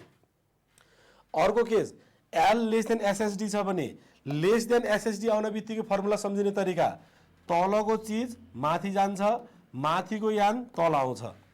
एल भनेको 2h माइनस, हेर्नुहोस् त, र एस स्क्वायर भनेको 2h माइनस घटाउने। 2h माइनस तलको चिज डिनोमिनेटरको चिज माथि न्युमिनेटरमा जान्छ, सम्झिनुहोस्। माथिको न्युमिनेटरको एन डिनोमिनेटरमा आउँछ। यो फर्मुला सम्झिने तरिका मात्रै हो। यति गर्दा H1 को ठाउँमा 0.75 मिटर राख्ने, अल्फाको ठाउँमा 1 डिग्री राख्नुभयो भने 2 × 0.75 गर्दा 1.5 भएको, 2 × tan 1 डिग्री गर्दा कति हुन्छ 0.035 भएको। यसको फर्मुला बन्यो कति भन्छ त 2s - 1.5 + 0.035 s/n। यस्तो प्रकारको बन्छ। यसको लागि हिसाब यस्तो प्रकारको हुन्छ। हेर्नुस् त यो हिसाब चाहिँ an ascending gradient 1 in 100 meets a descending gradient of 1 in 120. A summit curve is to be designed for a speed of 80 km/h to have an overtaking side distance of 470 meter. Calculate the length of vertical curve BC भनेर सोध्यो। के भन्यो भन्दा an ascending gradient 1 in 100, ascending gradient भनेको चढ्दो प्रकारको gradient. ascending gradient लाई positive sign कि नेगेटिभ साइनले रिप्रेजेन्ट गरिन्छ पोजिटिभ। प्लस कति भयो त plus 1/100 meets a descending gradient of 1 in 120। Descending gradient भनेको झर्दो प्रकारको ग्रेडियन्ट। डिसेन्डिङ ग्रेडियन्ट कति छ 1/120 minus 1/120। A summit curve is to be form. यसलाई नबनाए पनि के भन्थ्यो समिट कर्भ भन्थ्यो। त्यो पनि क्वेसनमा समिट कर्भ बन्छ भन्यो। A summit curve is to be design for a speed of 80 km/h। Speed v भने कति छ 80 km/h। To have an overtaking sight distance of 470 metre. OSD कति दियो 470 मिटर दियो। Calculate the length of vertical curve भनेर सोध्यो। अब हेर्नुहोस् त तपाईँले फर्मुला कुन लाउने। यति धेरै फर्मुला पढ्यो नि आजको आज तपाईँले फर्मुला कन्ट हुँदैन। घरमा गएर फर्मुला चाहिँ हेर्नु पर्यो। त्यो विकल्प छैन। फर्मुला त कन्ट हुनै पर्यो है। डेरिभेसन कुनै पनि नहेर्नुहोस् है ल, फर्मुला चाहिँ कन्ट हुनु पर्यो। यदि सोध्यो भने सोधिदिन सक्छ। अब न्युमेरिकल केसको भयो त हेर्नुहोस् त यो समिट कर्भको ओभरटेकिङ साइड डिस्टेन्सको फर्मुला सम्झिनु पर्यो। आज हामीले हेरेको अघि फर्मुलाको समिट कर्भको ओभरटेकिङ साइड डिस्टेन्सको लागि एउटा केसको फर्मुला थियो, अर्को समिट कर्भको स्टपिङ साइड डिस्टेन्सको लागि अर्को फर्मुला थियो। यसको लागि समिट कर्भको ओएसडी को फर्मुला सम्झिने। यसमा पनि दुईटा केस थियो। एल ग्रेटर देन ओएसडी एउटा केस हुन्छ, एल लेस देन ओएसडी अर्को केस हुन्छ। अब एल ग्रेटर देन ओएसडी छ भने हाम्रो फर्मुला भनेको एल भनेको ns²/8s हाम्रो फर्मुला हो। ns²/8s हाम्रो अघिको डिराइभ फर्मुला हो। यो फर्मुलामा एन भने के हो त डेभिएसन एंगल। डेभिएसन एंगल भने के हो algebraic difference between the grade. एउटा ग्रेड कति छ 1/100, अर्को कति छ माइनस हो यो माइनस 1/120, अर्को माइनस 1/120। माइनस माइनस गर्दा यति नै हुन्छ। हेर्नुहोस् त एकचोटि हो त्यति नै भयो होइन 120 120 11 ठिक छ। 120 मा एक पोजिटिभ नै हुन्छ प्लस 11/600। यति गर्दा एन यति आयो। अब हाम्रो इक्वेसन के हो एल भनेको ns²/9.6 हाम्रो फर्मुला हो। यो एज भने के हो त 1.2 राख्दा 9.6 भएको। अब हाम्रो कति एन भने कति छ 11/600। एन भनेको 11/600, एस भने कति छ 470 मिटर, एस को पनि स्क्वायर हो बाइ 9.6 गर्दा 422 मिटर आयो। अब हाम्रो कन्डिसन के हो हेर्नुहोस् त हाम्रो कन्डिसन भनेको L greater than SSD OSD हो नि। हाम्रो कन्डिसन भनेको चाहिँ एल ग्रेटर देन ओएसडी हो। कन्डिसन हेर्नुहोस् त एल को भ्यालु कति आयो 422 metre is greater than OSD. OSD को भ्यालु कति आछ 470 मिटर। यो करेक्ट कि इनकरेक्ट 400 हाम्रो कन्डिसन जे छ नि त्यही लेख्ने हो। कन्डिसन के हो एल ग्रेटर देन ओएसडी हाम्रो कन्डिसन हो। एल ग्रेटर देन ओएसडी लेख्नुहोस्। यता पनि खाली जोड्नुहोस् यता पनि खाली छोड्नुहोस्। एल को भ्यालु कति आयो त्यो लेख्नुहोस्। एल को भ्यालु कति आयो 422 मिटर। ओएसडी को भ्यालु कति आयो 470 metre. 422 metre is greater than 470 metre हो कि नै हो र होइन के होइन 422 इज ग्रेटर देन 470 त होइन नि। त्यो नट ओके। यो कन्डिसनमा ओके भएन भने कुन कन्डिसनमा जानु पर्यो अर्को कन्डिसनमा जानु पर्यो। झुकिनु भयो। अब तपाईले सुरुमै क्वेसन हेरेको आधारमा हामीलाई यो कन्डिसन हो कि यो कन्डिसन थाहा हुँदैन नि। फेरि थाहा हुन्छ र तपाईले एकैचोटि सुरुकै यो कन्डिसन गर्नुभयो भने माथिको गर्नै परेन नि होइन र। यदि यसमा नट ओके भयो भने अर्कोमा त ओके हुन्छ फेरि। अब अरू कन्डिसन के हो एल लेस देन ओएसडी हाम्रो केस हो। एल लेस देन ओएसडी को हाम्रो फर्मुला के हो एल भनेको 2s - 9.6/n हाम्रो फर्मुला हो। 2 * s भने कति छ s भनेको ओभरटेकिङ साइड डिस्टेन्स कति छ क्वेसनमा 470 मिटर। यो 470 minus 9.6/n 9.6 divide by n। n तल छ भन्नुको अर्थ n को भ्यालु कति हो 11/600 दैट इज 600/11। यति गर्दा 417 मिटर आयो। अब हाम्रो केस के हो हेर्नुहोस् एल लेस देन ओएसडी हाम्रो केस हो नि। एल लेख्नुहोस् एल को खाली ठाउँ छोडिदिनुहोस् लेस देन ओएसडी लेख्नुहोस्, ओएसडीमा पनि खाली ठाउँ छोडिदिनुहोस्। एलको भ्यालु कति छ 417 मिटर, ओएसडी को भ्यालु कति छ यो 470 मिटर। यो कन्डिसन मिल्यो कि नै हेर्नुहोस्। 417 metre is less than 470 metre हो कि नै हो। ओके ओके छ भने ठिक छ। देयरफोर लेन्थ अफ कति भयो त भर्टिकल कर्व भनेको 417 मिटर। कुरा बुझ्नुभयो? यो तरिकाको यसबाट भर्टिकल कर्वबाट न्युमेरिकल आयो भने यो वाला न्युमेरिकल आउने, यस्तो प्रकारको न्युमेरिकल आउने। अहिलेसम्म चाहिँ यो वालाबाट सोध्या चाहिँ छैन। सोध्यो भने चाहिँ जुन अघिको जुन 6 2 8 8 10 वटा जुन फर्मुला छ त्यो 8 10 वटा फर्मुला चाहिँ कन्ट हुनै पर्यो। यसको आधारमा एउटा एप्लिकेसन यही हो। अब यदि यहाँ ओभरटेकिङ साइड डिस्टेन्स नभनेर स्टपिङ साइड डिस्टेन्स भने हामी अर्को फर्मुला हाल्नु पर्थ्यो। कुन वाला हाल्नु पर्थ्यो सम थाहा छ? जस्तै एल ग्रेटर देन एसएसडी वाला फर्मुला के थियो? एल भनेको NS square by root under 2s plus root under 2 small H whole square वाला फर्मुला थियो नि, यो फर्मुला हाल्नु पर्थ्यो। यदि यसमा ओके भएन भने के हाल्नु पर्थ्यो? एल भनेको 2s minus root under 2s 4.4 वाला root under 2s plus root under 2 small H whole square divide by N. अब पहिलोचोटि एकैचोटि हेर्दा चाहिँ कति धेरैवटा फर्मुला भने जस्तो स्वाभाविक हो। अब घरमा एकचोटि हेर्नु चाहिँ पर्यो क्या, आयो भने त न्युमेरिकल आउने हो। फेरि यसबाट कम्तीमा यति चाहिँ हेर्नु पर्यो। अर्को नेपाल इन्जिनियरिङ काउन्सिलको इक्जाममा सोधेको क्वेसन, ल सोच विचार गरेर यसको एन्सर भन्नुहोस् त।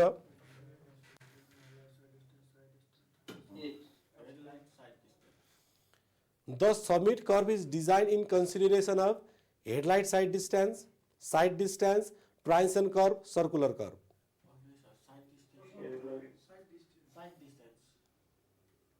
सर एकचोटि तपाईँ देखाइदिन्छु है त, ल हेर्नुहोस् त, तपाईँलाई अलिकति कन्फ्युजन भयो। अब हेर्नुहोस् है त, यो सबै सुरुदेखि हेर्नुहोस् है त। समिट कर्व कहाँ कहाँ छ? समिट कर्व सिम्पल प्याराबोलिक कर्वको आधारमा डिजाइन भएको छ। समिट कर्व भनेको length of summit curve for कसको लागि छ? हुन्छ सर। समिट कर्व कसको लागि छ त? Length of summit curve for stopping sight डिस्टेन्सको लागि छ एउटा। एल ग्रेटर देन एसएसडी को लागि थियो एउटा। अर्को case L less than stopping sight डिस्टेन्सको लागि अर्को केस थियो। यस्तै प्रकारले length of summit curve for OSD छ। अघि एसएसडी थियो, अहिले ओएसडी। ओएसडीमा पनि दुईटा case, L greater than OSD एउटा केस, अर्को एल लेस देन ओएसडी अर्को केस। सम्झिनुभयो कुरा बुझिरहनु भएको छ। भ्याली कर्वको लागि पनि दुईटा कन्डिसन थियो, एउटा कम्फर्ट कन्डिसनको आधारमा, अर्को के हो त बेस्ड अन हेडलाइट साइड डिस्टेन्सको आधारमा। ल अब भन्नुहोस् त यसको एन्सर। हेडलाइट साइड डिस्टेन्स त के हो त? भ्याली कर्वको आधारमा हो क्या। त्यही भएर धेरैले हेडलाइट भन्नुभयो, म फेरि देखाइदिएँ। The summit curve is design in consideration of, summit curve design गर्ने कुन तरिकाबाट हुन्छ? एउटा चाहिँ समिट कर्व डिजाइन गर्ने आधार भनेको, एउटा आधार भनेको चाहिँ स्टपिङ साइड डिस्टेन्सको आधारमा, अर्को ओभरटेकिङ साइड डिस्टेन्सको आधारमा। Stopping sight distance L greater than SSD, L less than SSD. यसमा के L greater than OSD, L less than OSD. जे भए पनि एउटा स्टपिङ साइड डिस्टेन्स रहेछ, अर्को overtaking sight distance. Stopping sight डिस्टेन्समा पनि stopping sight distance that is sight distance, overtaking sight distance that is sight distance. Sight distance कति प्रकारको छ? 3 प्रकार। के हो? Stopping sight distance, overtaking sight distance र इन्टरमिडिएट साइड डिस्टेन्स हो नि। भनेको अर्थ हेर्नुहोस् त, स्टपिङ साइड डिस्टेन्स र ओभरटेकिङ साइड डिस्टेन्स भने साइड डिस्टेन्स हो कि नै? त्यो यसको एन्सर के हुन्छ त? साइड डिस्टेन्स हुन्छ। कुरा बुझ्नुभयो? भयो कि के हेर्ने हो?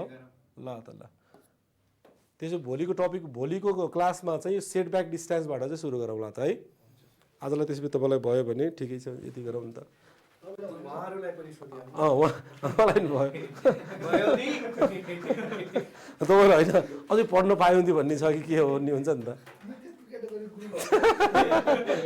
तपाईँलाई थाहा छ, त्यही पनि मजाले नाटक गर्नु पऱ्यो नि त। तर मेरो विद्यार्थीमा विश्वास छ मलाई, तपाईँलाई भयो भन्नुहुन्छ थाहा थियो क्या। ल आजलाई यति गरौँ त है साथीहरू, अनलाइनमा पनि। Thank you everybody. Take care. Goodbye. Thank you.